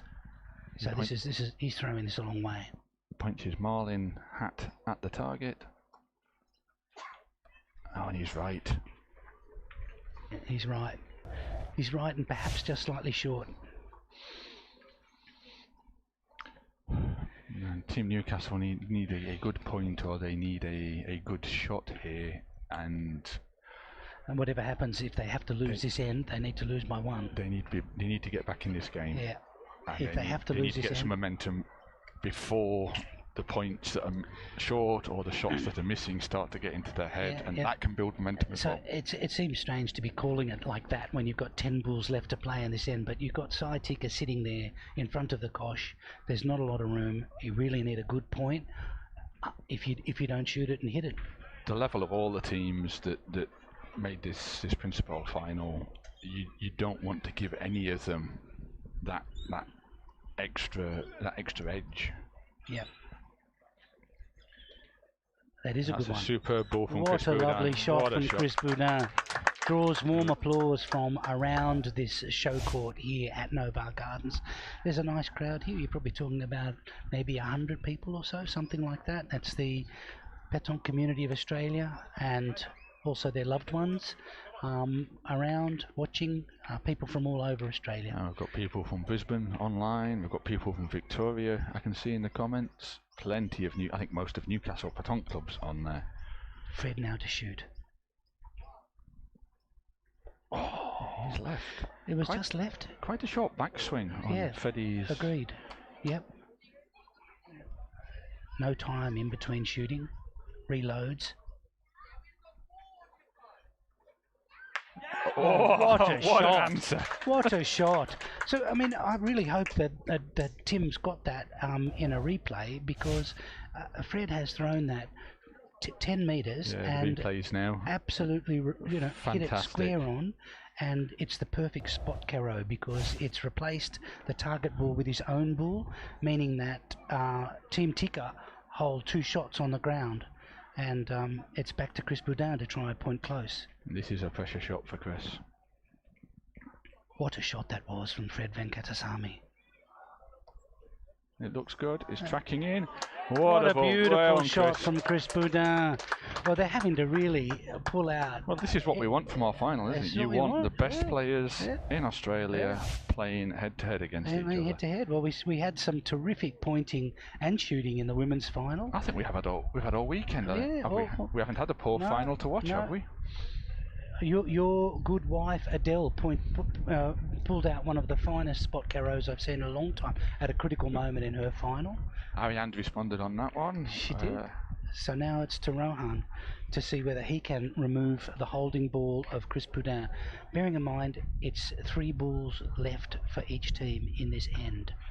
A little less pressure on Rohan in that they've got a 6-0 lead. And 2 balls. 2 good balls nearby. Pressure, what pressure? Pressure, what pressure? Wow, well, that's pretty good. That is pretty good. There was a shout of encouragement after the ball had left his hand. He knew it was good. He knew it was good, from the off. He keeps his 100% record as well. I've got to say, you feel a bit for Team Newcastle. They have put 2 beautiful bulls on the kosh at 10 metres, and they've both been struck away, one of them with a beautiful spot carrow. So let's see what Bronson can do. There's 3 balls on 2. The only good thing is they have an extra bull, but they are 2 shots down here. And 3 balls on the piste down. Good point. Very good point. Because Rohan's did stay before the dead bull line, whereas they've kicked Chris's point off the back. Agreed. That's right. And that's short. It's not a nice bad. line, but short. Nice line, but short. So suddenly 2 balls probably each. a metre short of where he would like to be. Well, a metre short from the jack, probably 50 centimetres from where he'd like to be. Yeah. So in that sort of position, what we're talking about here is Team Newcastle now trying to limit the damage and either mean that Team Tika only get 2 points, or maybe even try to get it back to 1 and block the way to the kosh. Yes. But it's 2 balls each, and there's just that front ball, so they're going to want to get past that. Probably, ideally you want it on the left-hand balls, but looking how the piste is playing, possibly the right hand of Fronson's first ball is the line to get in. Good balance. Oh, what a ball. what a shot. ball! What a shot. So, just to be clear here, from where we're sitting, I think Bronson's ball managed to navigate the front ball on the left-hand side and then spin gently to the right and be adjacent to the cosh. So he's actually, if you like, almost created an S with his throw and tracked the ball all the way to the cosh. However, Rohan has got another chance to shoot to bring his 2 balls back into being the holding points. Let's see if he can hit again.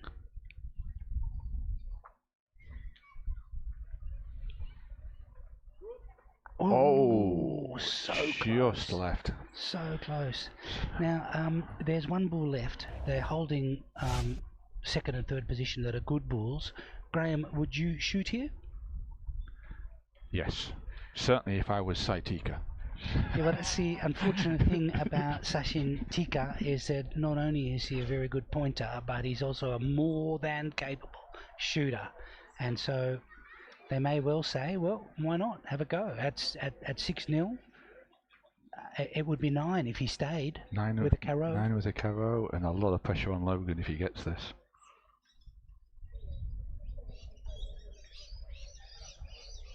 Oh, it's just a little bit short and just a bit right. Well, a foothold. There is a foothold for Newcastle. It's 1 point on the ground, and Logan has the last ball of this end to see if he can make a second point. It's not easy because I think the Newcastle guys will be pleased to get on the board and maybe start to build something. And get control of the cosh. The one thing you want here is to be throwing the jack at the end of this end. You do not want to give a point away. Yeah. So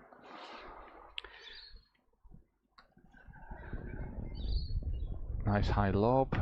Oh, Bronson's good in his right. It's what big brothers are for. Just the one.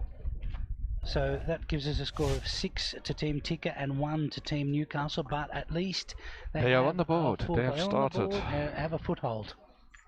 And you know, it was looking as if it could have been 8-0 or worse for a moment, and now suddenly 6-1 looks a lot better. It'd be interesting to see what they do about cosh placement here. Bronson taking responsibility for that. Bronson, I mean, Logan will shoot anywhere between 5 meters and about 1.5 kilometers, I believe his maximum range is. Right. If you've watched his YouTube videos. No. But yeah, all 3 of these Newcastle guys are accomplished all-rounders, but yeah. Just a minor thing, but they're throwing the cosh very close to the dead bull line. In fact, I think it may even have been on its way out, except that it hit a stone and stayed. So that was just interesting to see. I don't know if you can see that stone there. I can, yeah. I do know they beat us in the quarter-final with a cochinet on the string line. Right. They won their semi-final with a cochinet on the string line, so maybe they have an affinity for string lines. It's a tactic, a strategy that's worked for them in the past. And that's a good opener. And that's a lovely opener from Chris. So yeah. Beautiful. I mean, you've got probably 30 centimetres between the cosh and the dead bull line, and I don't Chris think is it's sitting, even that. I think Chris is sitting right there. Maybe 20. Yes. So Chris is sitting right there. Chris will be pleased with that, because that's 3 good points in a row that he's put in. So they've immediately elected to have Sai point here. Would you do that, or would you shoot? I'm surprised with the way Rohan and Freddie have been shooting.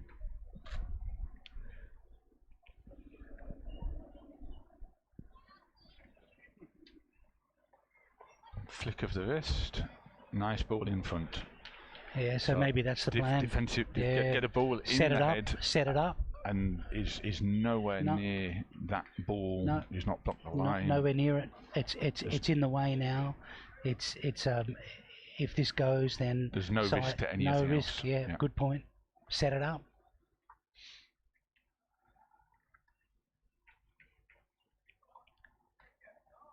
Oh, and Freddie executes with a little bit of recul, which is when the ball not only hits the target ball, but then reverses slightly with the spin. So it's stayed on the piste, it's legal, and that means that's 2 points at the moment to Team Tika. And a huge grin from Freddie as he walked up after that shot. I think he was pleased with that one. Pressure back on Team Newcastle. And I have to say, the six gentlemen we have on this piece are probably 6 of the nicest blokes in Petanque. You'll never hear a raised word in anger, a ball thrown against the backboard. They're here for the love of the game, and it's great to see them. Yeah, that's great. I can agree with that. Testify to that. That one's a bit short. It's straight, but it's a bit short. Yeah, it didn't seem to get much help, much momentum. No, didn't get much help. In a soft patch and stayed. Quick call out to our umpire for today's final, which is it's Danny, isn't it? Trying to work out who's under which hat. It's still 2 to Team Tika. Still pointing with Bronson in the circle. Still 2. And that's plugged as well. That's not a good bounce. That's plugged as well.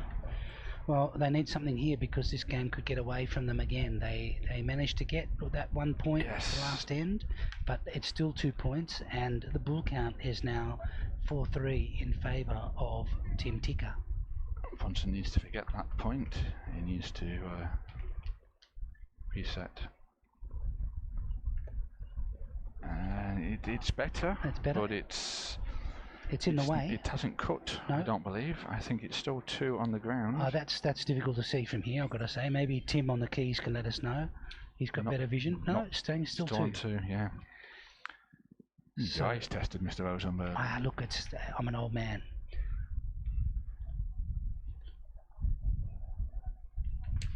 Good shot by Lovely Logan. shot. Lovely shot. And managed to stop before the dead ball line. Can I just say that on that basis, it looks as though Tim was horrifically wrong, and that they in fact held only 1. And 1 for the old man's eyes. Yeah, and I wonder whether Logan's ball might be second. I think Logan's ball is first. It could be first, yeah. That was an important shot. So Sai is pointing. Wants to get past that ball of Bronson's, which is sitting in the middle. Can he do that? Just short. Just short.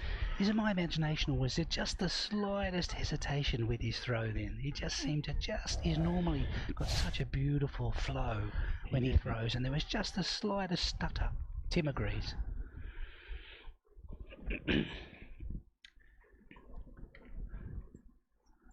One of him to go back and assess when he rewatches this evening over his bubble bath. Oh.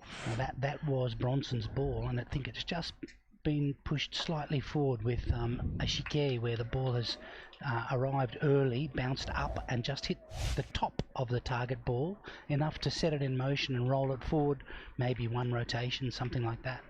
It's closer to the cosh than it was. Yeah, Fred, you won't be happy with that one.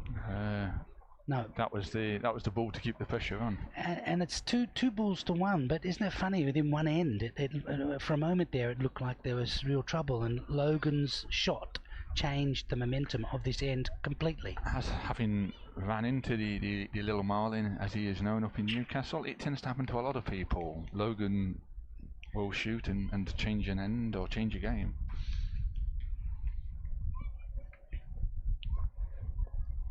Oh, lovely point. Great shot by What Rohan. a lovely point from Rohan. Threaded the needle, stopped before the dead ball line. Threaded the needle. So, I have a feeling that Logan here is going to be shooting for 2. This is the last... no, there's one more ball. One ball each, but I think he'll still be shooting. I think he'll still shoot, Logan will fancy himself for the carrow. Yep. And that puts a lot of pressure on Rohan. Yeah. Oh, he didn't get a carrow, but he got 2. I think the team from Newcastle now hold 2. Again, Logan's 2 shots in this end have changed the momentum completely. It's the first end is shot 2 balls and hit 2 as well. So, does that indicate that he's starting to warm to his position and settle into? Well, it does take a while, doesn't it? Sometimes for the shooters to get into the game. We are only in the 4th end. And certainly coming off the back of their semi-final went to a tiebreaker end, and they won it on the last end I understand the opposition in Van, Raja and Kiki had 5 shots at the jack. Oh, what a beautiful point. He's right on the line, and that counts. I think the string played may its have part in held that it up. game. Yeah. So like in soccer, the whole of the ball needs to be over the whole of the line, and that ball is sitting right on the line, and therefore it counts, and it's 1 point further to Team Tika. 7-1 the score. 7-1 is the score. 5th end. Yeah, look, when we played Logan, we managed to get. It was the first game of the tournament, of the triples tournament, and he was, I think, just warming up still. However, it's fair to say that they still had a chance to win at the very last end, and he shot and actually hit the kosh out and killed the end when we were winning. So we were very lucky to get past them. But look, it would be derelict in my duty if I didn't mention the fact that we did actually beat the Romanis in Bhutan, but it was a long time ago, and it was one of the very few wins that I recorded. I think I've seen that. I've seen that on archaeological digs. Your wins against the Romanis. That's right. Exactly. Few and far between. Few and far between. Very rare specimen. So they're checking now to see whether this is longer than 10. It does look very long, but it looks as though it might be legal. It is legal, I think. They've checked the 10 metres, they've checked the 50 centimetres from the end line. Yeah, it's legal. So Team Tika have thrown this from the right hand piece as we're looking to the left hand, and it's pretty much on the limit, so it's very close that to... must be 9 to 10 and a bit. 9.8, something like that. 970, I've just heard the umpire say. 970, thanks, Smitty. Bearing in mind these are 700 grams, something like that, these balls of steel, so you're having to throw it a long way. I think it's lovely to see as well that Freddie was having a joke with the two Romani boys then about the jack. Yeah, they may be playing against each other, but they're all mates. Yeah. They all one. The camaraderie is great to see, and that is sublime. Yep, what a shot. So again, you know, you're looking for a break, aren't you? From and you've got a pointer who is like a metronome. I'm going to say he is the nicest bloke, but when he's against you, you hate him. Hey, no, lovely man, but he's all over the kosh. Oh. Now Logan just touched the kosh then, it didn't go out. He wasn't straight on his shot, and so there's probably now 30 centimetres, 20 centimetres to the kosh at 10 metres, when there was maybe only 10 or 15. He's lining up. He's going again. Again, shooting at about 10 metres. There's people walking behind. Just waiting for the crowd to settle. Crowd bringing their refreshments and apologising. Yeah.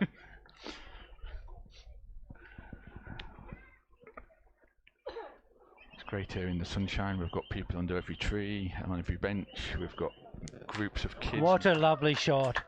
It had a beautiful arc about it, and when it landed, again, it had that recul, which meant that it not only hit the target ball, it stayed on the terrain and just rolled back gently with the spin. So a bit of a shift there, and Newcastle now hold the point. But it's taken them a couple of bulls to do so.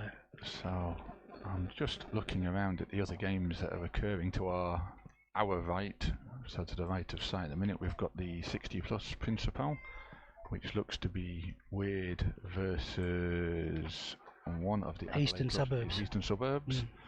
And on the left hand side we have more Newcastle shirts and Aussie Petanque represented with... Oh, what a beautiful ball. So that's 2 from Sai.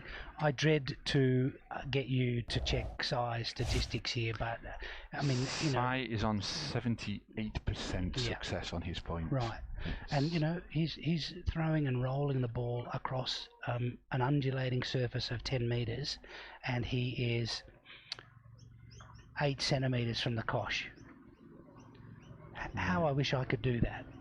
That's just a beautiful... You know, people can do it once, but to be able to do it with his regularity... Point after point, game after game, competition after competition. Bronson to shoot. First shot for Bronson. Very accomplished shooter.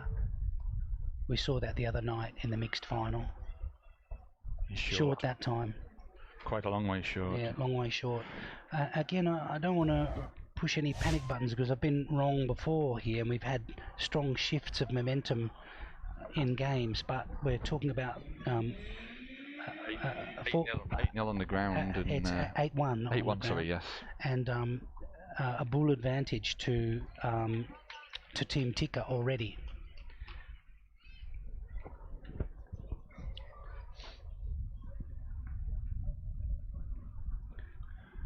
Thierry Boudin cheering his brother on.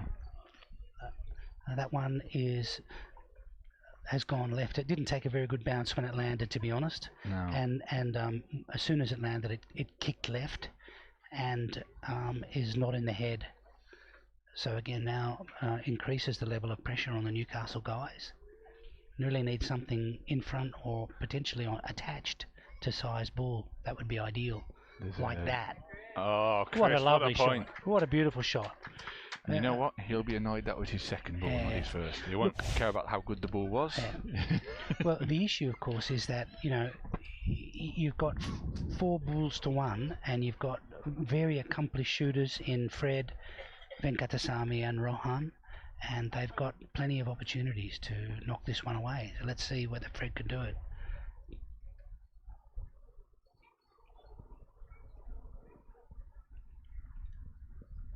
Ooh, there's a shadow right in front of the target ball. It's probably only 10 centimeters short.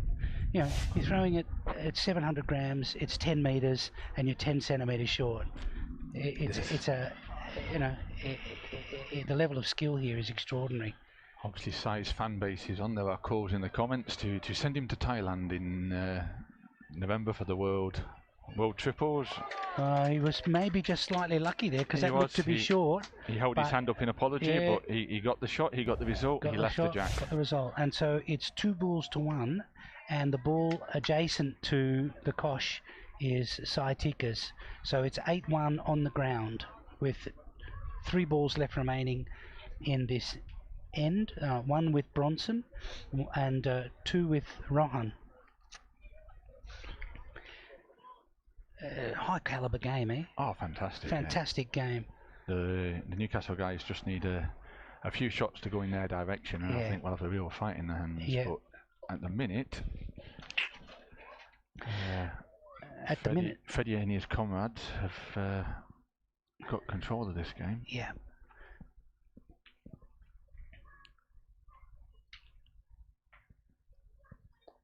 That looks good. Oh. So Bronson was really looking to try to land on I think he had to. the target ball and stay. He had to stay to stop the shot. And it wasn't possible. So you can see now the ball on the right-hand side is Logan's. The ball on the left-hand side, furthest left, is Chris. And then the second ball is the one that Bronson just played. So there's probably, I'm going to say, 50 centimetres. 50, yeah, and for Rohan to point into. The nice markers for Rohan, he's got one on the right, one on the left, he's got the boards behind, and he just needs to put it in that gap. It's a wide set of goalposts. It is. Even QPR could score in those. Let's not go there. So Rohan to add to the score. It's 8-1 already.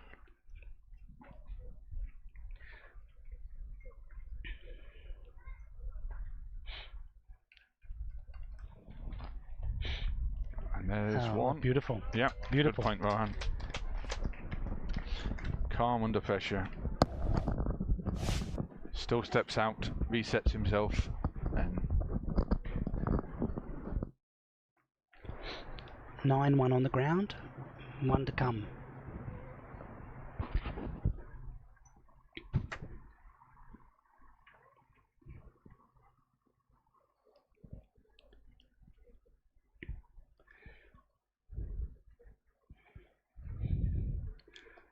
Lovely fluid style. No mistake. Great shot. No mistake. 3 points on the ground. 3 points. 10-1. That's 10. So, you have to say, it's this end. If Newcastle want into this game, they've got to get something down on the scoreboard this end. Yep. Because another end like that, 3 points, and the title is going with Sai, Freddie and Rohan.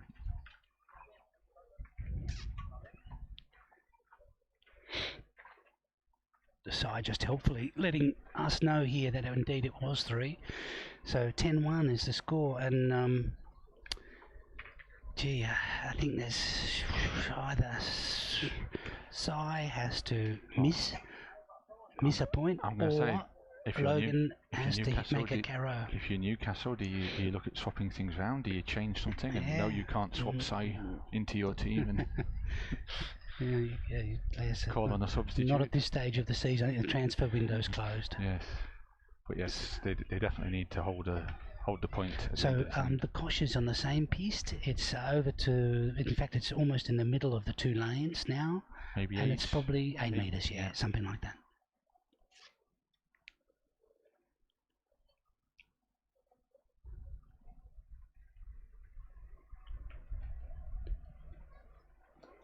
Lovely soft shot, lovely soft shot, missed. And I think that Sai's decided that it's not good enough to be close to the Kosh. He'd actually like to touch it. Maybe hide it, cover it. Hide it, cover it. So, you know, for this situation to change, Logan really needs to he needs a carrow, and the difficulty is the jack is offering some defence. Yeah. Needs to hit and stay at the very least. No danger of the of dead bull line here.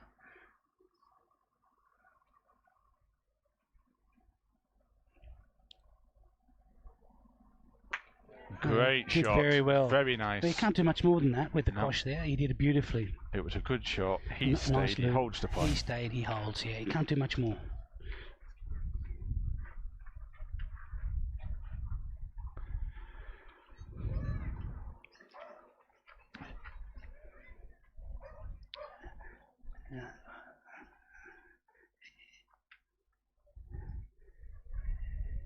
Again, I'm not willing to ask you to look at size statistics, but he's on the Kosh all the time, not just holding, but the whole team is performing beautifully. With the exception of Freddie's shooting, that's at 50%. Rohan and Sai are over 80% for their pointing, and 75% for Rohan's shooting. And even that one, which looked like it might get away, suddenly turned to the right and came back towards the Kosh. Yeah. That one looked like it might disappear a little bit, might go. Sai would not let it disappear. No. It's phenomenal performance across the entire team. And Logan's shooting's been a very bright spark here, bright point for the team from Newcastle. It needs to keep going. And it's not enough for one player. No. All 6 balls have to come in and count. Another good shot. Well done, Logan. Well done, Logan.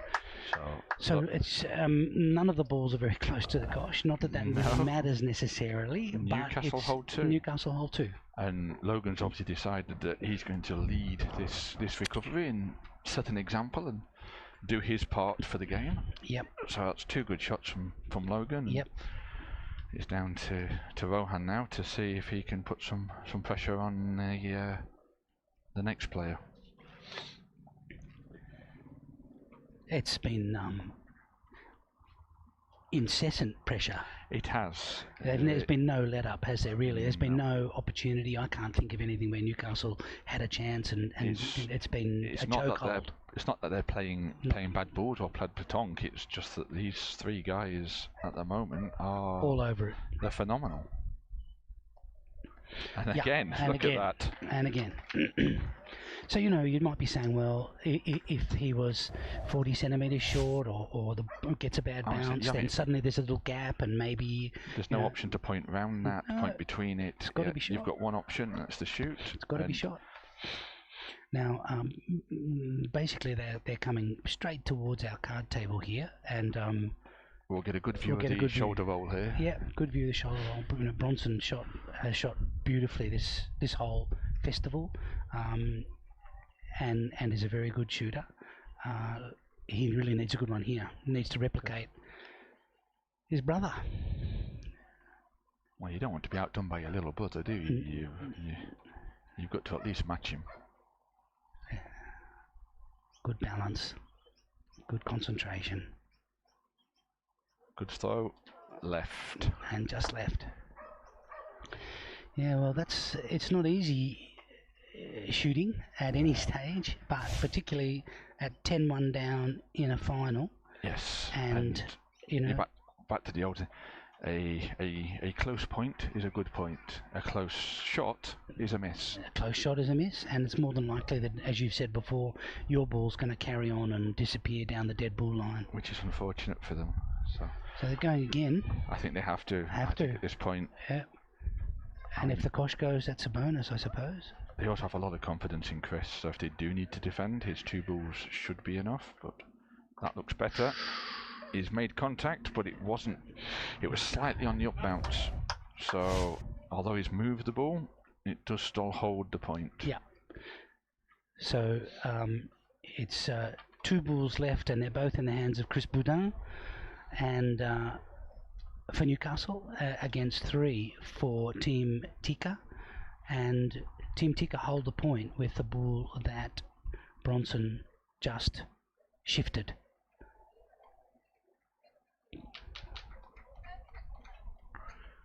That's a good one. If it's coming. It's a good one.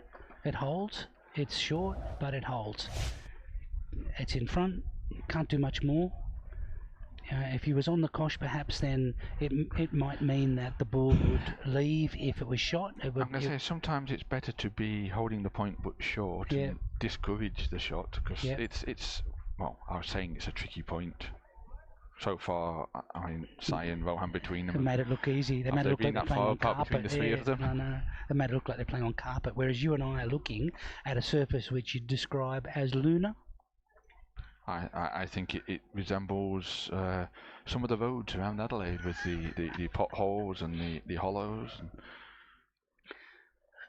the odd cone. And you're right, Rohan is in fact shooting. He's in fact pointing, I beg your pardon. He squats. Nice balance again. Nice release. Oh boy. Oh, it almost brought the jack back as well. Almost brought the jack back. So I think that Team Newcastle are still in 2nd place. So at 1 the ball moment to it's Chris. just 1. 1 ball to come from Chris and 2 to come from Freddie. So I think there's still a chance that Freddie may shoot, depending on what happens here. Oh, Chris has got to put this in. Yeah. Because otherwise.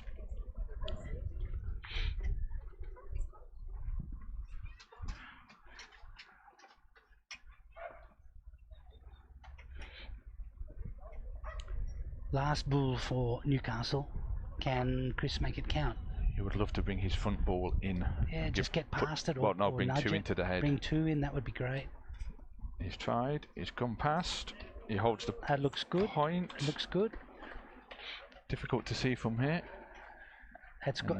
No, I don't think so. Not sure. No. Not sure if it holds or not. In some respects, it's. I suppose he really wanted to hold.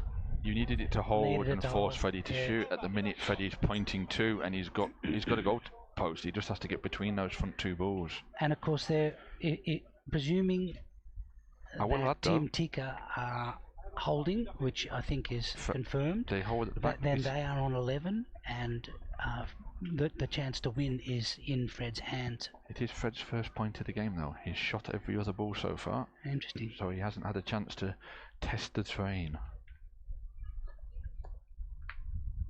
Ooh, and he has brought Chris's ball forward. Just brought Chris's ball forward. I don't know whether it holds or not. Any view there, Tim? Can you see?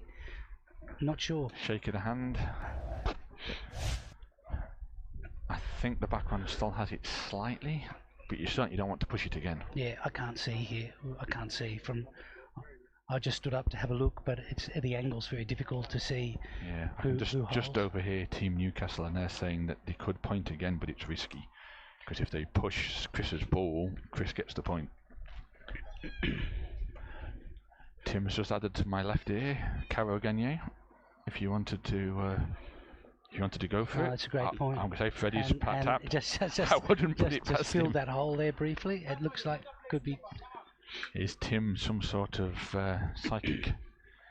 So this is a chance to win with a Caro. If his ball stays, and he removes Chris's ball, they win.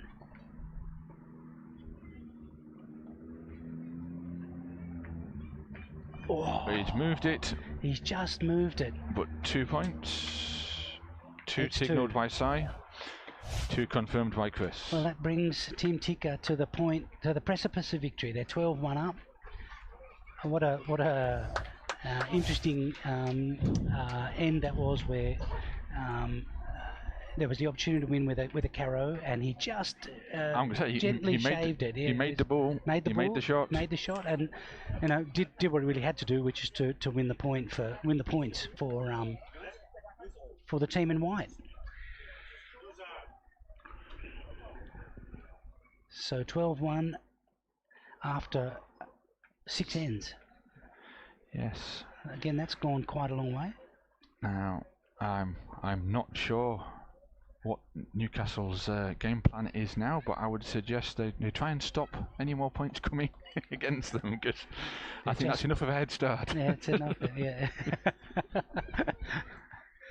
So it's less than 50 centimeters from the dead bull line, which means it's legal, and it's less than 10 meters. It's probably pretty close to 10 though. And again, it's straddling the what is normally a dead bull line, but of course doesn't count here. But it's straddling that patch in the middle, which is slightly more bare. It's also somewhere that you don't get a lot of balls played on it, so it tends to react slightly different. Let's see if there is any difference in the outcome.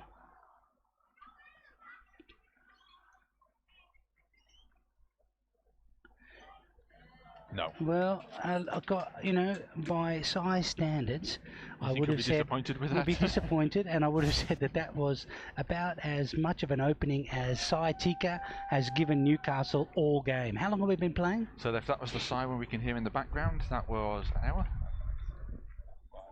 Yeah, it's an hour, because. So I think that's about as far away as Sai's been for an hour. Yes.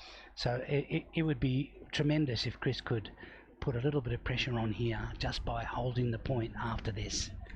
He would love to hold the point after this. Yeah, and then just ask the question for the first time of the opposition shooters. It just had a look. It had a little look. It had a look.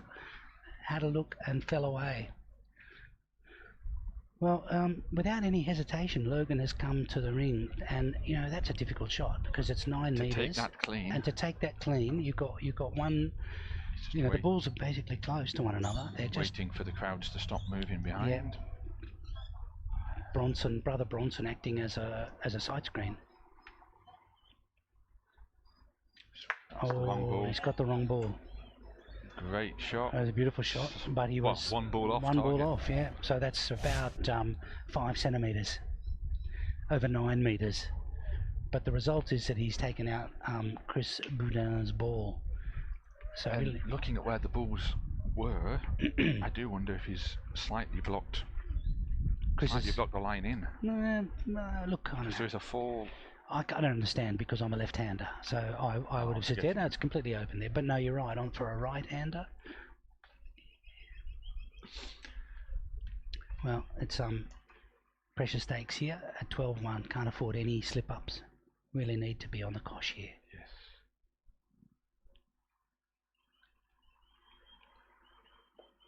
Oh, that was not a good terrible bounce. Terrible bounce. Completely the wrong time. Yeah, terrible bounce. Now, maybe he threw it slightly short, but you can't really tell. And sometimes, computer says no. And on this piste, it just hit a stone and bounced out. I think Logan is discussing whether or not the jack is the shot to take here. 12-1 down. So the situation there, of course, for people who aren't familiar, is if the cosh goes dead at this stage of the game, this end is annulled, and it's as if it never happened, and they start again. But of course, you have to hit a tiny little blue ball that is 9 and a bit meters away. 3 centimeters across. 3 centimeters across, yeah. But now Bronson is stepping up to point. No, I think he's shooting. I think you're right. I think he's going if you for were the cosh. shooting the jack, it would be Logan, surely. Oh yes, sorry, yeah. Tim has pointed out if Bronson does it, he gets 2 shots. No, short and right. Yeah, but he was shooting the cosh. He was shooting the jack, so use this as an opportunity to reset. You know what you got wrong. Yeah. Play the shot you can show. Yeah, it's not really. It's very unlikely, isn't it, that you're going to be able to successfully hit the shot, hit the jack if you're short. I would never say never in this game. Right. I have seen it so many times. Yeah. I saw Van do it in his quarter-final, and he hit the jack, and it stopped a centimetre from the dead ball line. Oh, that was close. You can see the dark patch of terrain that is probably 20 centimetres in front of the kosh there. But, you know, a miss is as good as a mile. Yeah. It's probably a ball width from the kosh. So this has got to go in here. It's got to be on, but not. And it is in. It's superb. It's a great. What a great. save. So that is a save, but we're looking at the bull count, and it's 5-0. 5 balls. And so we're looking at tir à gagner. And the jack does not matter. If the this jack goes doesn't matter. over the line, Jack they goes get out, 4 points they get in 4 hand. points. It's looking very good for Team Tika. And you can see just behind the cautionnet that you have Freddie's 2 little girls sat cheering Dad on. They could get a jack here. Ooh, and he's left. Just short. Cries of come on from his daughter.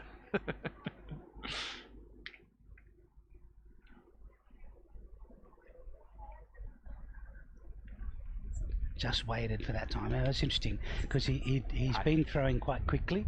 He just waited. He was a little bit put off by. I think there's a bit of movement. Bit of movement. Umpire on the lane over. The Yep. girls are moving out Yep. of his way, so they're not in his eye line. Yep. So this to win. This to win. The Men's Open Triples Championship for 2026. That's left as well. Just left. Just left. Okay, Rohan. So now Rohan, yep. Rohan has been, I think, along with Sai, very consistent throughout this. So Rohan has dropped 1 point in one shot. So. And as a milieu, he's been able to both point and shoot at critical times, and really kept the pressure on just when maybe Newcastle thought they might have a break. Okay. So, again, this to win.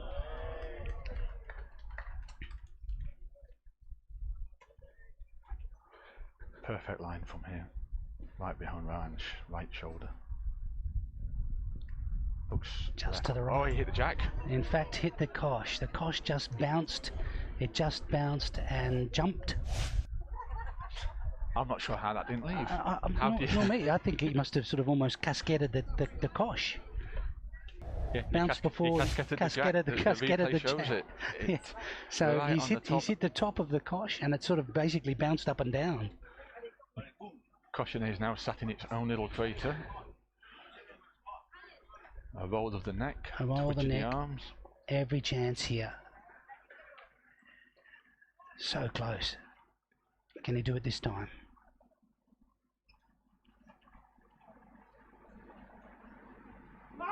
Yes, got it. He's got it. Got it. That's it. That's it.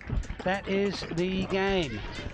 Lovely shot. He was just a little bit short, but caught it with a good enough connection to win the and if you National Open Triples Championship for 2026 for the men.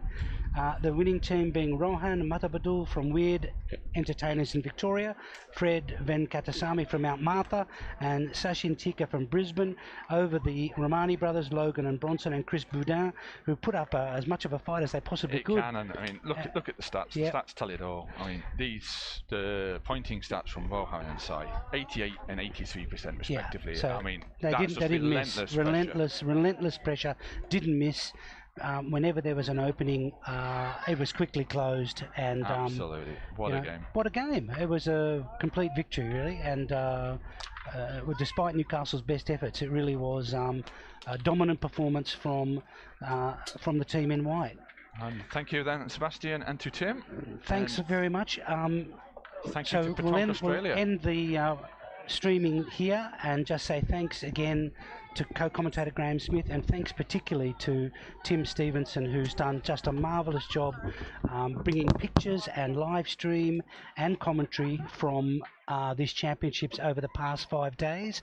I want to say thanks to him for the invitation to be part of it. Really enjoyed it very much, and hope to see you all again at another Pétanque Federation of Australia event. Check out the web pages. Get involved with Pétanque. We'd love to see people of all ages, all abilities. There's Pétanque clubs near you. Check it out online, and thanks very much for watching. All the best.